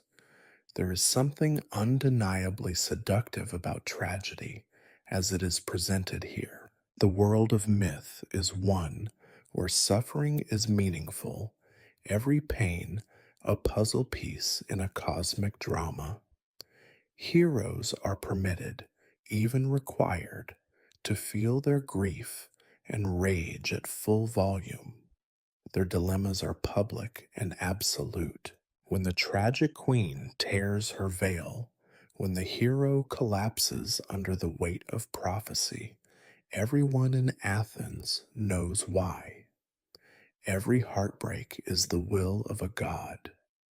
Every catastrophe, a matter for the ages. You, on the other hand, live in a different story, a story that rarely makes it to the stage. Your days are composed of smaller agonies and even smaller victories. The market where olives cost too much, the line at the public fountain, the relentless parade of taxes and temple donations and neighborly expectations. Your suffering does not involve kingship or prophecy. It revolves around whether your neighbor's goat will break through your fence again, and whether you will be able to find your sandals in time for the next festival. You cannot remember the last time you faced a choice that might be sung about for centuries. Your greatest battles involve city clerks and their endless wax tablets, a bureaucracy as complex as any labyrinth and every bit as heartless. The mythic hero is brought down by hubris, or divine wrath, or the curse of a parent's mistakes. You are brought low by paperwork, indifference, and the quiet grind of ordinary time. You look at the actors and see, for a moment, a version of yourself that never was, striding across the world, defying fate, suffering with a dignity that can only be achieved in poetry. You wonder what it would be like to have a clear enemy, a prophecy to fulfill, a reason for every sorrow. There is a strange comfort in suffering that is both expected and understood. It is, at the very least, a form of meaning. The people around you seem to share the feeling. Even the most cynical Athenian, the olive seller, the perfumed woman, the philosopher, the juggler, leans forward during the hero's greatest moments of despair. They are drawn not just by the drama, but by the fantasy of consequence. To matter, even in misery, is better than to not matter at all. You catch the old philosopher nodding in time with the hero's speech, as if granting him permission to suffer so publicly. For you, and for most, the struggle is quieter, pettier, and endlessly repeated. Your fate is not written by the fates, but by the whims of the city council, the weather, and the price of fish. You envy the hero's ability to speak his anguish aloud, to have it witnessed and in some way dignified. If you were to stand in the agora and declaim your troubles in verse, you would be asked to move aside so a more pressing complaint could be heard. You are struck by the realization that tragedy, at least in its purest form, is not about pain, it is about visibility. The suffering of the mythic is always on display, always accounted for. In your world, pain is often invisible, brushed aside by routine, or silenced by necessity. You envy the hero his audience, his chorus, his place in the relentless machinery of fate. Yet, as the play unfolds, you see the limits of this envy. The hero, for all his passion, is trapped by his own story, powerless to escape the pattern. Every act, every word, leads him closer to destruction. You, at least, have the comfort of uncertainty. The gods do not trouble themselves with your daily decisions, and your worst mistakes will be forgotten by the next festival. There is freedom, you tell yourself, in being unremarkable, in having no fate except what you can muddle through on your own. Still, when the chorus swells and the hero curses the gods, you feel the old longing stir, to be seen, to have your pain acknowledged, to believe, just for a moment, that your life is part of something grander than a day spent waiting in line. You laugh at yourself quietly, knowing the city would not approve. The Athenians are masters of ironic distance. They have survived on sarcasm and complaint longer than most empires. Yet, as the tragedy's midpoint draws near, you allow yourself a small, private hope that your suffering, however small, is not entirely wasted, that even the most mundane struggle is worthy, if not of song, then at least of witness. And when the next act begins, and the hero rises once more to meet his doom, you sit a little straighter, comforted by the thought that in Athens, even envy can be shared. There comes a point in every tragedy, yes, even in those penned by Euripides, even in the company of 1,000 suffering souls, when the spell weakens and boredom seeps in.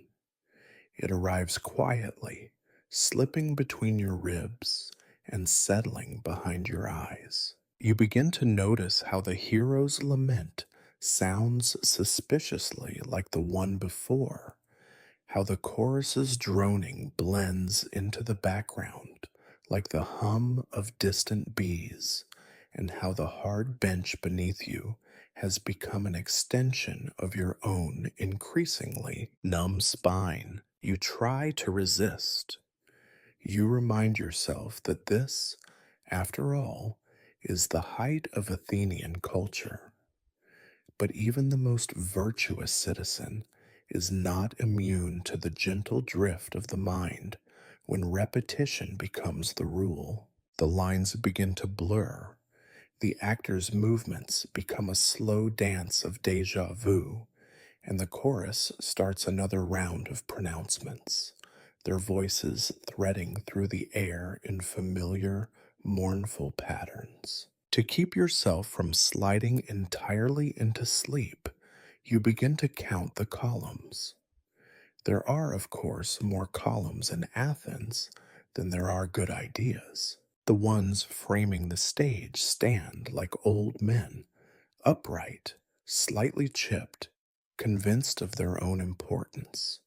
You trace their fluted surfaces with your eyes, counting grooves and cracks and the faded paint that clings in stubborn patches. At the edge of the skein, two columns lean imperceptibly toward each other, as if sharing a private joke at the expense of the performance. You count them once, twice, 3 times, just to be sure. You lose track when a pigeon lands atop the nearest capital, bobbing its head as if considering a role in the next tragedy. You almost envy its freedom. You notice, not for the first time, how the shadows cast by the columns change with the sun, growing longer and softer, stretching out across the sand like ancient fingers pointing the way to supper. Your attention wanders further, skipping from stone to stone. You notice the seams between the blocks of the theater, the way grass insists on pushing up through even the smallest crack. You trace the path of a lazy ant as it navigates the treacherous terrain of your neighbor's sandal. Someone nearby doodles absent-mindedly in the dust with a stick, drawing a labyrinth or a maze, or perhaps just spelling out a wish for the day to end. Around you, others are succumbing to the same gentle tide. The olive seller examines his fingernails with the concentration of a surgeon. The philosopher, perhaps more practiced in the art of distraction, picks at a loose thread on his tunic. Even the children, so recently captivated by the spectacle, are now quietly stacking pebbles or trying to catch the attention of a dog sniffing beneath the benches. The festival, it seems, is not immune to the ordinary physics of time.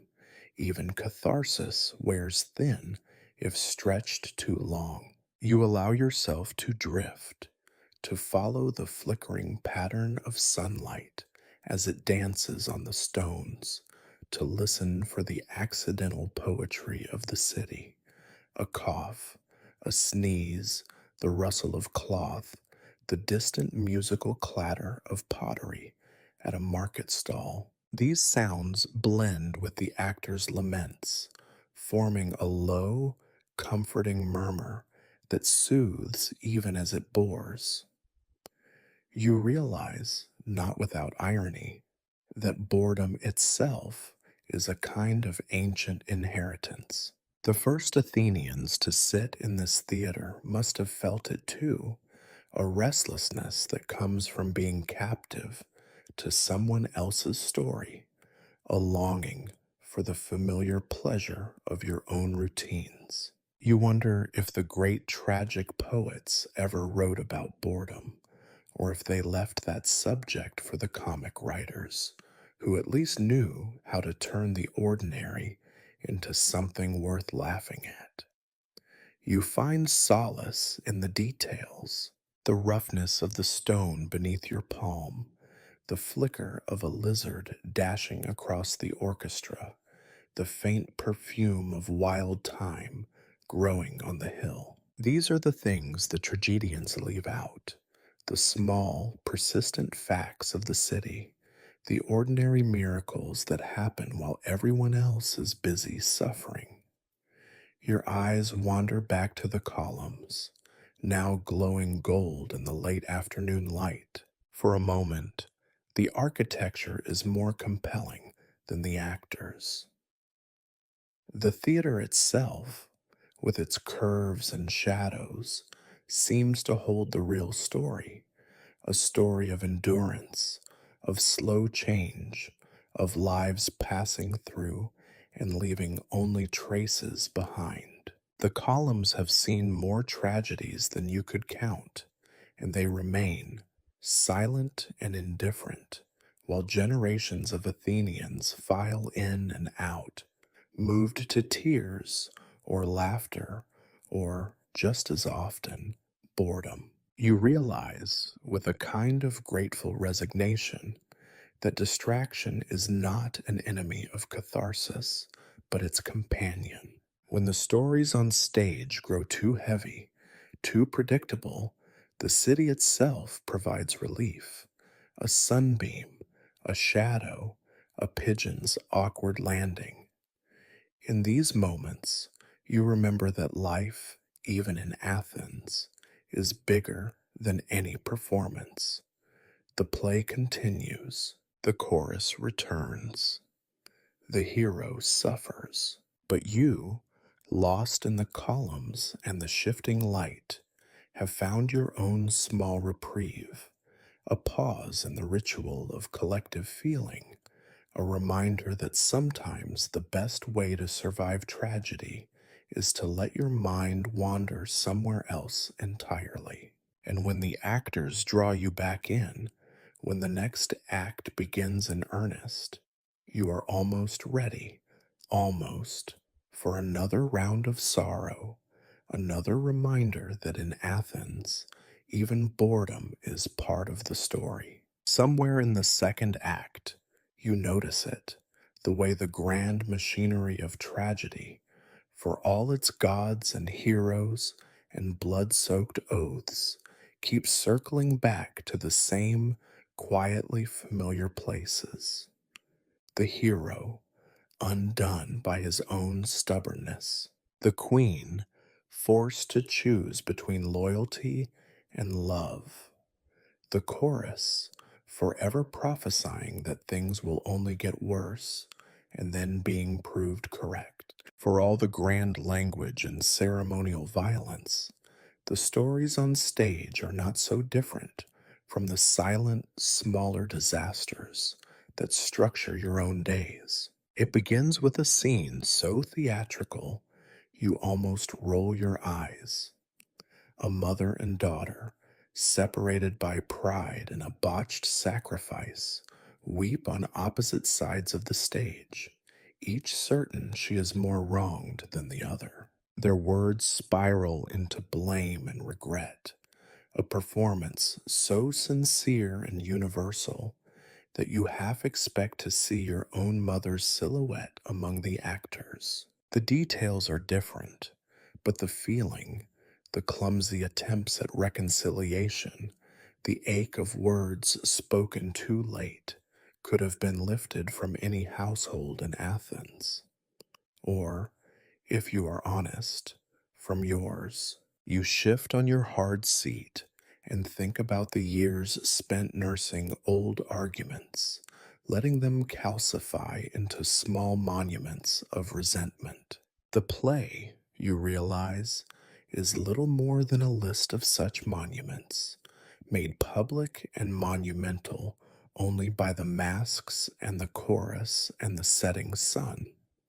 In myth, every quarrel is fatal, every mistake is destiny. In your life, mistakes just repeat themselves endlessly, like the dust that returns no matter how often you sweep. The next scene is a confrontation between friends, sworn allies torn apart by suspicion and the poisonous words of a minor god. The crowd leans forward, drawn in by the sharpness of betrayal, but you cannot help but recall your own smaller treacheries, the promises broken for convenience, the secrets kept for self preservation, the slow erosion of trust that comes not from divine meddling, but from daily fatigue. The tragedy gives these moments an architecture, a reason to weep and sing. Your own disappointments come with no such ceremony, only the steady pressure of time. It is tempting to believe, as you watch, that mythic suffering is cleaner, somehow, that there is a glory in public defeat that makes the pain more bearable. But the longer you sit, the more you see the thinness of the boundary between the world on stage and the world around you. The lines that ring out with so much poetry about destiny, about longing, about the cruelty of fate are just a more articulate version of your own muttered complaints. The hero who curses the gods for his bad fortune is not so different from you, cursing the rain, the harvest, the tax collector, the relentless bureaucracy that eats every day whole. There is a peculiar relief in this recognition. The tragedies of Euripides do not redeem your failures, but they do normalize them. You are not alone in your disappointments. You are, in fact, the rule. In Athens, everyone has known some version of exile, or loss, or helplessness. The myth just gives it all better lighting, sharper costumes, and, most importantly, an audience. The chorus returns to remind you, again, that suffering is the common lot of mortals, that no one escapes the wheel of fortune, that all hopes will eventually be dashed against the rocks of reality. Their voices, once tiresome, now feel strangely comforting. You realize that they are not just narrating the play, they are narrating the city, the sum of all the small collapses that fill the hours between sunrise and supper. You let your mind wander to the last disappointment you tried to laugh away.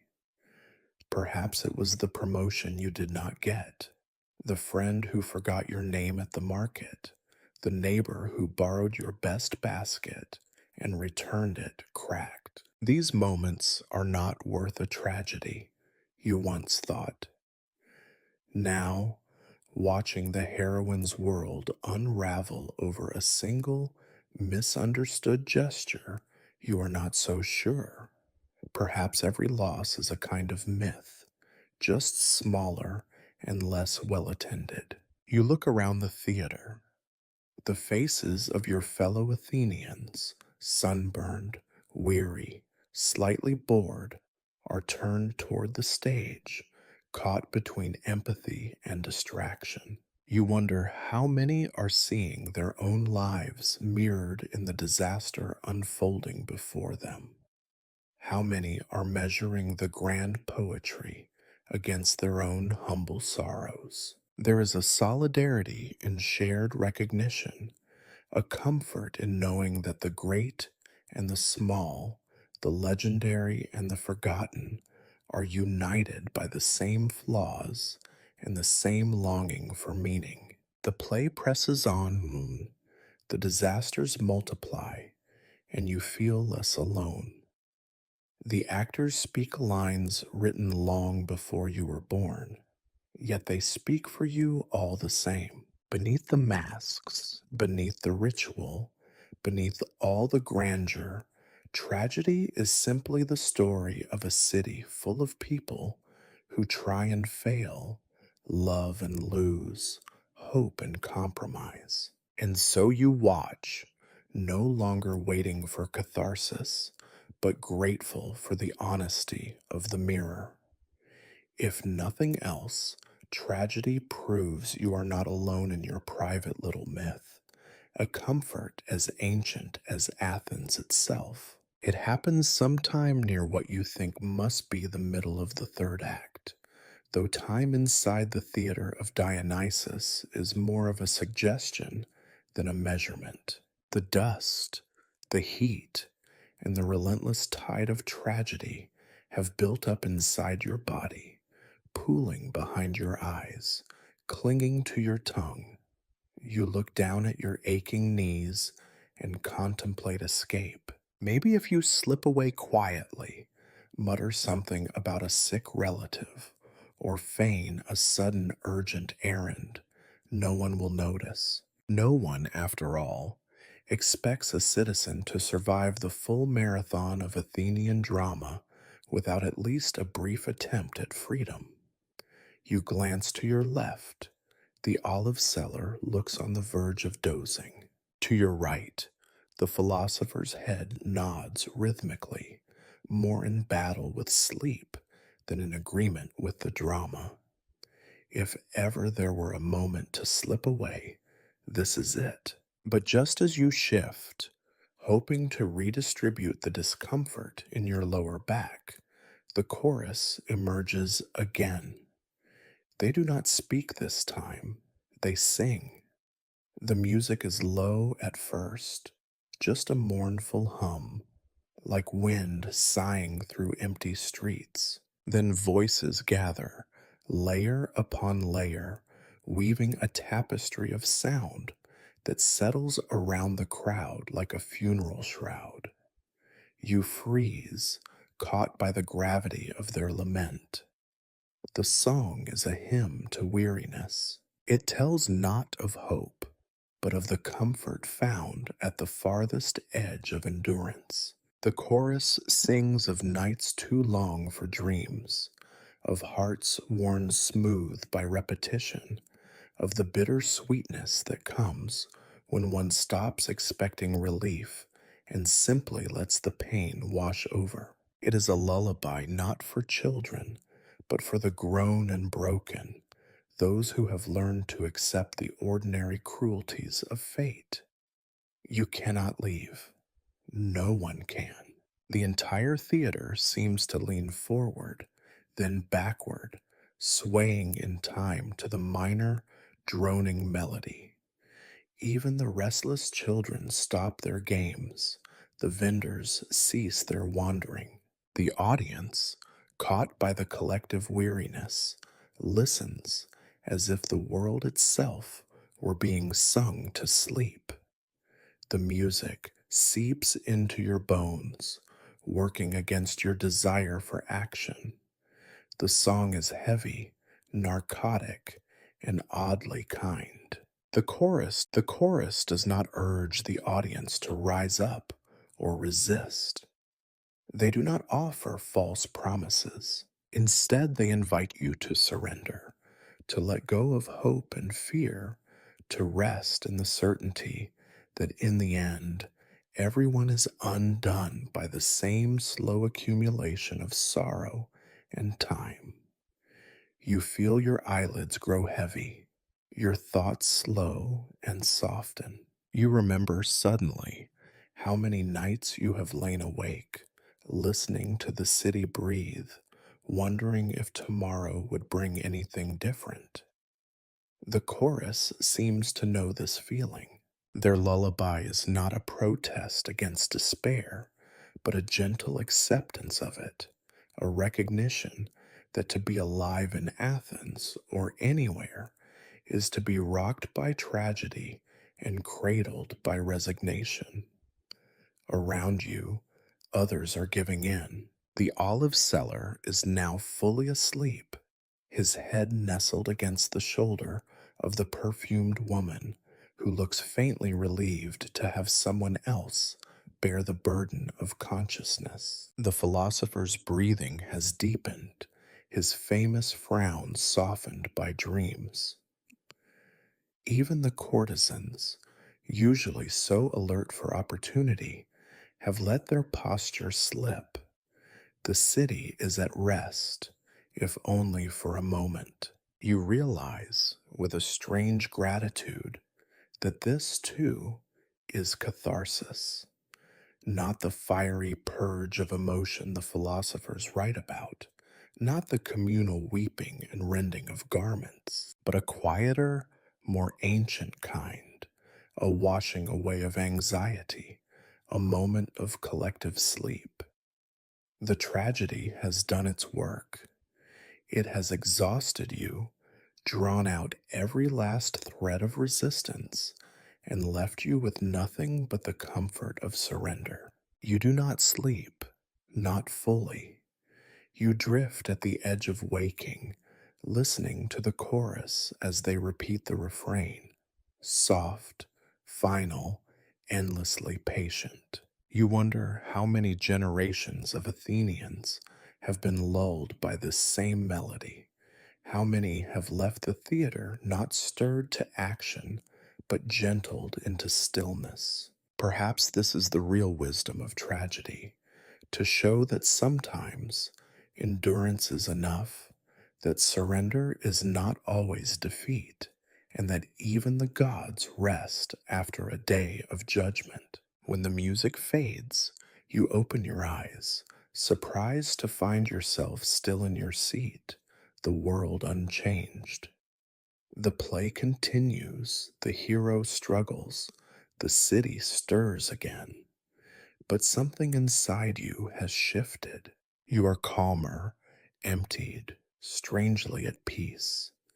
As you settle back, ready for the next turn of fate, you smile at the thought that sleep, like tragedy, may be Athens' oldest, most reliable cure. Somewhere between the chorus's lullaby and the hero's next outburst, you begin to notice it, not on stage, but in the seats around you. The theater, for all its grandeur and mythic purpose, is as much about the people watching as those performing. This, you suddenly realize, is not simply a festival of art. It is a communal exercise in endurance, a celebration of the shared misery that binds the city together more tightly than any law or temple. At first, the evidence is subtle, a sniffle here, a stifled sob there. You see a few faces shining with tears, and others, perhaps more stoic, gazing out at the orchestra as if trying to will themselves into the stone. There is no shame in weeping in the theater. In fact, it is almost expected. Even the most hardened citizen finds themselves moved, or at least appears to be, by the hero's downfall and the queen's cries. The chorus supplies just enough solemnity that no one has to feel self-conscious. You are here to feel whether you want to or not.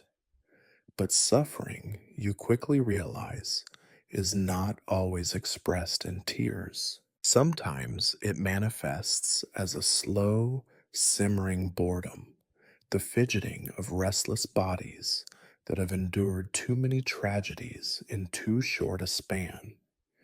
You watch as a well dressed merchant, perhaps a pillar of the agora, fails to suppress an enormous yawn. He covers it with a cough and then resumes listening, eyes glazed, hands absently counting coins in his lap. 2 rows behind you, a pair of young men, their chins shadowed with the first tentative growth of adulthood, whisper to each other about grain prices and a neighbor's beautiful daughter, topics more immediate than the hero's impending doom. The olive seller, recently roused from his nap by a particularly loud chorus, stretches, sighs, and turns to his neighbor to discuss the rising cost of olive oil and the impossibility of hiring reliable help. At least in tragedy, he says with a shrug, someone always gets what they deserve. In business, it is never so clear. His neighbor grunts, apparently agreeing that fate is easier to swallow when it comes with a moral. Everywhere you look, you see the social choreography of suffering. A wife leans into her husband, both of them quietly crying for a son lost years before. A group of foreign traders tries, with limited success, to decipher the subtle cues of when to clap, when to sigh, when to frown thoughtfully at the stage. A trio of young courtesans, their faces painted and their laughter sharp, exchange biting commentary about the lead actor's physique and the priest's pronunciation of ritual phrases. For them, the theater is as much about observation as participation, a stage for their own dramas, played out in the shadows of myth. It dawns on you that the theater is Athens' greatest invention, not because of the plays themselves, but because it provides a sanctioned space for everyone to be vulnerable and for everyone else to judge them for it. Here, the most powerful magistrate and the poorest laborer sit within arm's reach, each as susceptible as the other to boredom, pathos, or envy. There is a democracy in suffering, a leveling effect that momentarily erases the city's usual boundaries. Even the slaves, permitted to slip in at the edge of the crowd, are participants in this grand display of human frailty. You notice that many people, perhaps most, are not even watching the stage at all times. Their eyes wander, assessing neighbors, cataloging rivals, taking the temperature of public feeling. A scandal, whispered about in the crowd, grows and mutates faster than any plot twist on stage. You realize that for many the true drama of the day is not what happens in the light, but what is shared in the margins. Complaints about the city's taxes, the latest rumors about the council, the price of figs, the arrival of a new shipment of wool. These things, too, are tragedies in miniature. Yet, for all the distractions and detours, you sense that everyone here is part of a great, unspoken agreement. When the chorus sings, or the hero falls, or the gods intervene, everyone returns, at least for a moment, to the common script. There is a collective sigh, a shared shudder, a laughter that ripples outward and is quickly stifled. These small moments of unity are as real as any decree of law. They are the glue that keeps the city from flying apart, the reminder that, beneath all the ambition and rivalry, Athens is just a community of people trying to make sense of their own heartbreaks. You find yourself oddly comforted by this spectacle. The theater, with all its suffering and noise, is less a place for private enlightenment than for public reassurance. You are not alone in your exhaustion, your confusion, your longing for meaning. Everyone here, whether they admit it or not, is searching for catharsis, if not from the play, then from the relentless weight of daily life. As the act ends and the crowd stirs, you hear 100 different stories spill out at once. A merchant grumbles about taxes. A widow recounts her sorrows to a sympathetic neighbor. A group of children invents a tragedy of their own, using pebbles and sticks as props. The festival, you realize, is not just a performance, but a mirror. Everyone brings their own suffering, and everyone leaves with a little bit of everyone else's.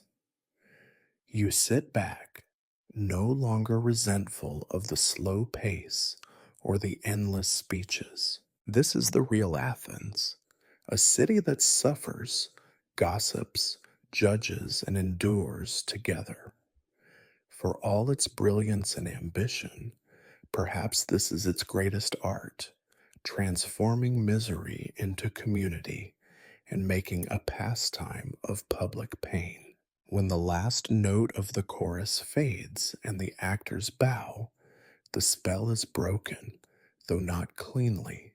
You join the shuffling tide of Athenians as they rise from their stone seats, stiff-limbed and weary, some blinking away tears, others already lost in conversation about dinner. The festival air is thick with the mingled scents of sweat, crushed thyme, and spilled wine, and the sound of sandals against stone is louder than the final applause. You spot your old friend Lysias waiting at the edge of the theater, half hidden by a pillar, arms folded in the classic pose of Athenian skepticism. He greets you with a nod that could mean anything from, "I was moved to my core," to, "I have not slept in 3 days."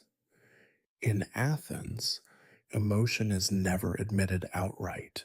It must be hinted at, clothed in irony, softened with a shrug. "So," Lysias says, falling in step beside you, "was it the suffering or the speeches that finally got to you?" He delivers the question like a challenge, as if daring you to admit that you are, in fact, susceptible to the same tides of feeling as everyone else. You hesitate, still caught somewhere between the rawness of the play and the absurdity of trying to talk about it.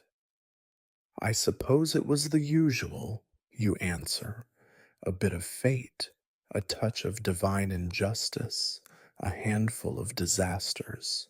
I cannot decide if I feel cleansed or just tired."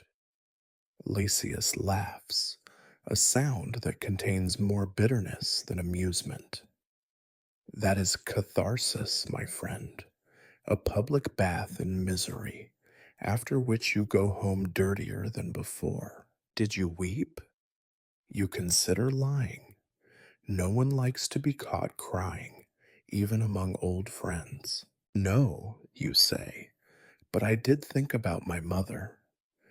Lysias arches an eyebrow, the universal sign for, "You are more affected than you will admit," but lets the topic slide. As you wind your way through the crowds leaving the theater, you both fall into the easy rhythm of post-performance critique. "The lead was good," Lysias offers, "but his mask was too tragic. A real hero would have looked bored." You counter with a remark about the chorus. They sang so long I forgot why they were lamenting. Before long, the conversation devolves into a contest of cleverness. Who can make the most cutting observation? Who can deflate the grandest emotion with a single well placed barb? This is the Athenian way. Feelings, if they must exist at all, are to be dissected and doubted, measured against the standards of wit and philosophy. For every genuine emotion, there are three layers of skepticism. You and Lysias debate the merits of catharsis itself. Is it a purging of the soul, or simply an excuse for dramatists to indulge in misery? Is the pain real, or just a trick of poetry and performance? Is there any point to feeling deeply if the world will not change because of it? You recall how for a moment in the theater you felt something profound, a stirring, a sorrow, perhaps even a sense of release. But now, under the glare of your friend's sarcasm and the laughter of the dispersing crowd, that moment recedes. The more you try to name it, the less it resembles what actually happened. You are left with only fragments, an image, a sound, a phrase from the chorus that seemed, if only briefly, to be addressed to you alone. Lysias is relentless. Did you experience catharsis then? Did you find yourself purged of pity and fear, as the wise men claim? His imitation of a pompous philosopher is nearly perfect. You cannot help but smile. I think, you reply, that I felt something, but I am not sure what. Perhaps catharsis is just a word we use for whatever happens to us when we sit too long in the sun, listening to other people suffer. He grins. That is the truest thing I have heard all day. In my view, catharsis is simply relief that the play is finally over. You both laugh, and in the laughter there is a measure of understanding. The city demands that you experience tragedy, but it also demands that you laugh about it afterward, that you prove your sophistication by refusing to be too moved. In Athens, tears are for the stage, irony is for the street. As you walk through the agora, now filling with people eager to discuss the play's merits and failings, you listen to snatches of other conversations. The gods are crueler this year, someone says. The actors should project more, says another. A group of students debates whether suffering has any use at all, or whether it is simply the price of living among so many others. You and Lysias pause at a wine stall, sharing a cup that tastes of dust and old wood. He raises a toast. To suffering, may it always find us in good company. You clink cups, uncertain whether you are celebrating endurance or simply trying to forget. As dusk settles over the city, you realize that the play is not truly over. The debate will last through the night, around every table and under every fig tree. Someone will argue that tragedy teaches virtue. Another will insist it teaches nothing but resignation. No one will be satisfied. In Athens, catharsis is just another topic for endless, unfinished debate, a riddle with no answer, a story with no final act. You say goodnight to Lysias, promising to see him at the next festival. As you walk home, the city's voices fade and the quiet returns. The feeling you had in the theater so clear, so urgent, has dissolved into memory, another unanswered question in a city full of them. Perhaps you think that is catharsis after all, a moment you can never quite explain and never quite forget.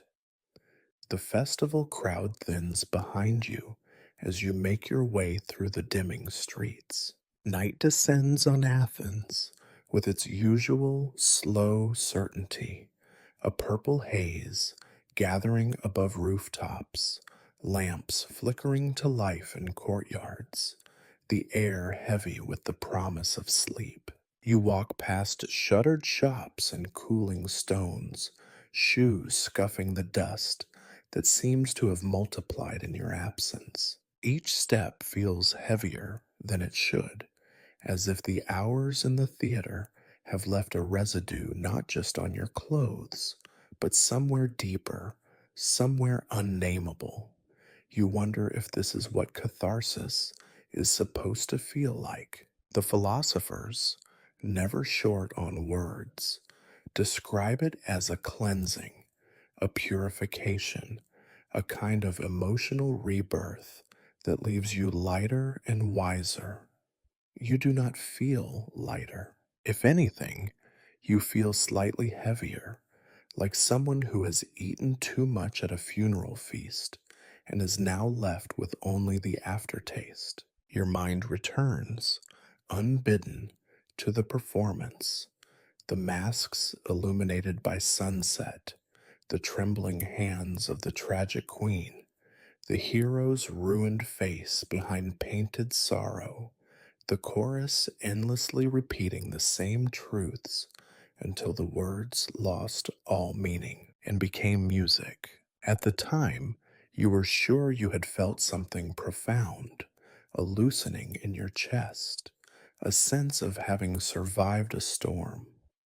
But now, under the quiet pressure of your own roof, you are not so sure.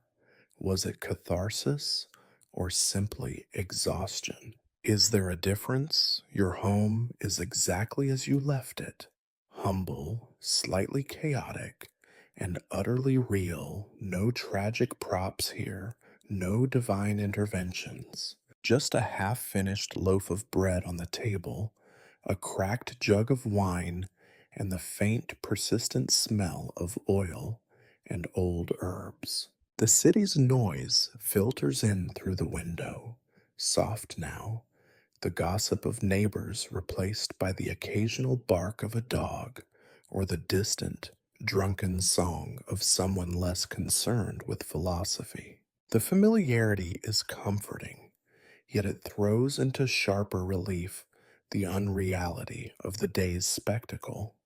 You sit, mechanically, and pour yourself a cup of wine. It tastes like dust and unspoken questions. You find yourself replaying the debates with Lysias, the snatches of argument overheard in the agora, the cleverness with which every emotion was wrapped in irony. Even in private, you cannot quite say what you felt. Did you weep for the hero's fate or for your own? Did the Queen's lament move you, or was it simply the mass hypnosis of 1,000 people breathing together in the dusk? The emptiness is strangely persistent. Perhaps this is the truest after effect of catharsis, not the sense of relief the philosophers promise, but a kind of spaciousness, as if your ordinary burdens have been temporarily set aside, leaving a hollow that aches to be filled again. You walk from room to room, lighting lamps, checking doors, performing the rituals of normalcy, all the while waiting for something to return, a heaviness, a certainty, a feeling with a name. You think of the city outside, the hundreds, no, thousands of others making their way home along the winding streets, each carrying their own residue of tragedy. Some will be quietly changed. Others will already be forgetting, eager to move on to the next drama, the next distraction. A few, you suspect, will spend half the night arguing about what catharsis really means, until sleep overtakes philosophy and even the cleverest minds must give up. Perhaps catharsis in Athens is not a moment of revelation, but a gentle descent into ordinariness. The play ends, the tears dry, the applause fades, and what is left is not enlightenment, but the familiar weight of being alive, hungry, tired, uncertain. Maybe this, too, is a form of wisdom, to see your own exhaustion mirrored in the cities, to realize that what feels unique and private is, in fact, as communal as laughter or grief. As you lie down, you notice your body aching in all the usual places: knees, shoulders, the small of your back, where the theater's stones pressed longest. You close your eyes and try to remember the last words of the chorus, but they escape you, replaced by a line from an earlier tragedy, or perhaps just the memory of someone else's sigh. The darkness thickens. Somewhere a rooster, confused by lamplight, tries out a feeble crow. You feel the city settling, preparing for the next day's business, the next bureaucratic ordeal, the next festival of feeling. You think for a moment that catharsis is just an excuse for the city's fatigue, a sophisticated name for a weariness too old and common to be interesting. Still, as you drift towards sleep, you wonder if catharsis is nothing more than a pause, a clearing out of space, then perhaps it is precious after all. Not a cure, not a miracle, but a brief, uncertain interlude between one act of living and the next. And as you turn on your side, the emptiness inside you feels almost gentle, a silence earned, if not understood, in the only city in the world that could turn exhaustion itself into an art form. Sleep comes slowly in Athens. The city has a way of hanging on to you, even when you try to slip quietly into the folds of night. You lie on your thin bed, the scent of oil lamp and sun-warmed dust still clinging to your skin, eyes open to the pale shape of the ceiling beams. There is no chorus here, no actors, no elaborate masks, just the steady sound of your own breathing, and beyond it, the muffled life of the city unwinding. Yet the theater does not release you so easily. Long after the last applause has faded and the crowds have vanished into their private shadows, the spectacle lingers. You replay scenes in your mind: the tragic hero, the wailing queen, the endless echoing chorus. The images have softened at the edges, grown dreamlike, but their emotional weight is slow to disperse. You turn over in bed, trying to find comfort, and realize you are carrying the day's performance with you, like an ache that is not quite pain and not quite pleasure. For a while, you lie there, listening to the city's nighttime chorus, stray dogs barking, distant laughter, the clatter of a late cart on the stones. A neighbor coughs, a child mutters in sleep. Even the wind, swirling between the alleys, seems to recite half-remembered lines from the play. Athens does not really sleep. It simply drifts, pausing for breath before the next act begins. You close your eyes, The boundaries between waking and dreaming blur, and the theater returns not as a memory, but as a living space within your mind. You find yourself back in your seat, the stone impossibly hard, the air thick with anticipation.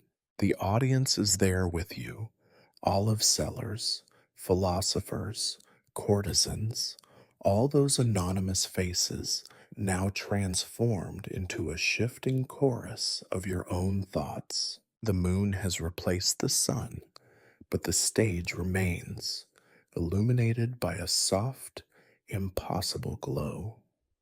Euripides appears at the edge of the orchestra, his face a mask within a mask, eyes dark with exhaustion and endless invention. He does not speak, but watches you, measuring your silence.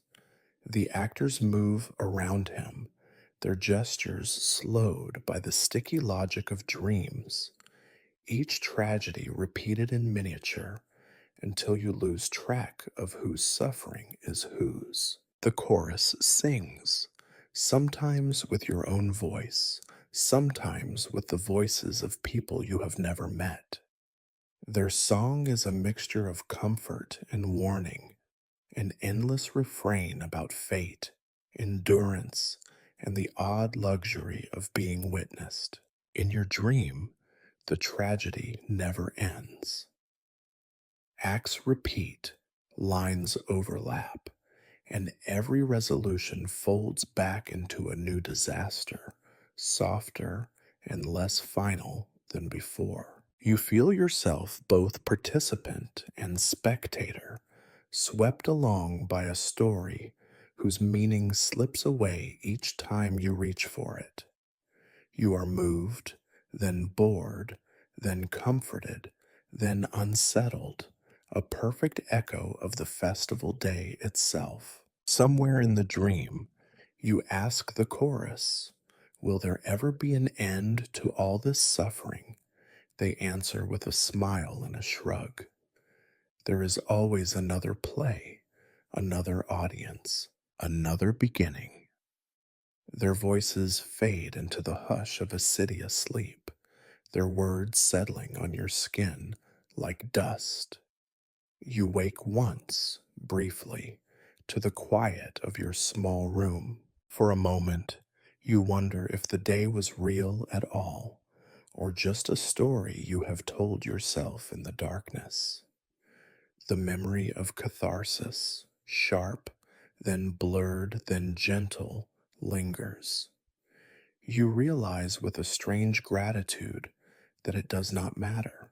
In Athens, as in dreams, catharsis is not a conclusion, but a cycle, a persistent, unresolved question asked by the living and answered imperfectly by the crowd. As sleep pulls you under again, you sense the city breathing with you. Someone, somewhere, is mourning, someone else is laughing. A child is learning for the first time how loss can become memory. The theater, the tragedy, the communal ache, they are not events, but habits. Even in sleep, the cycle continues. Tension, release, silence, anticipation. The comfort is not in resolution, but in the repetition, in knowing that your private anxieties belong to the city and the cities to you. Your dreams are filled with fragments, chorus, hero, sunlit columns, Euripides' tired face. You float between them, neither entirely inside nor outside the story. When you wake, it will be with the dull ache of catharsis unfinished, the sense that suffering in Athens is always waiting for its next performance. You turn, sigh, and settle deeper into the folds of your blanket. The city breathes, and you breathe with it. Perhaps that is the true comfort, not that catharsis ends, but that it continues, quiet, persistent, and oddly tender through every night, every dream, and every waking day.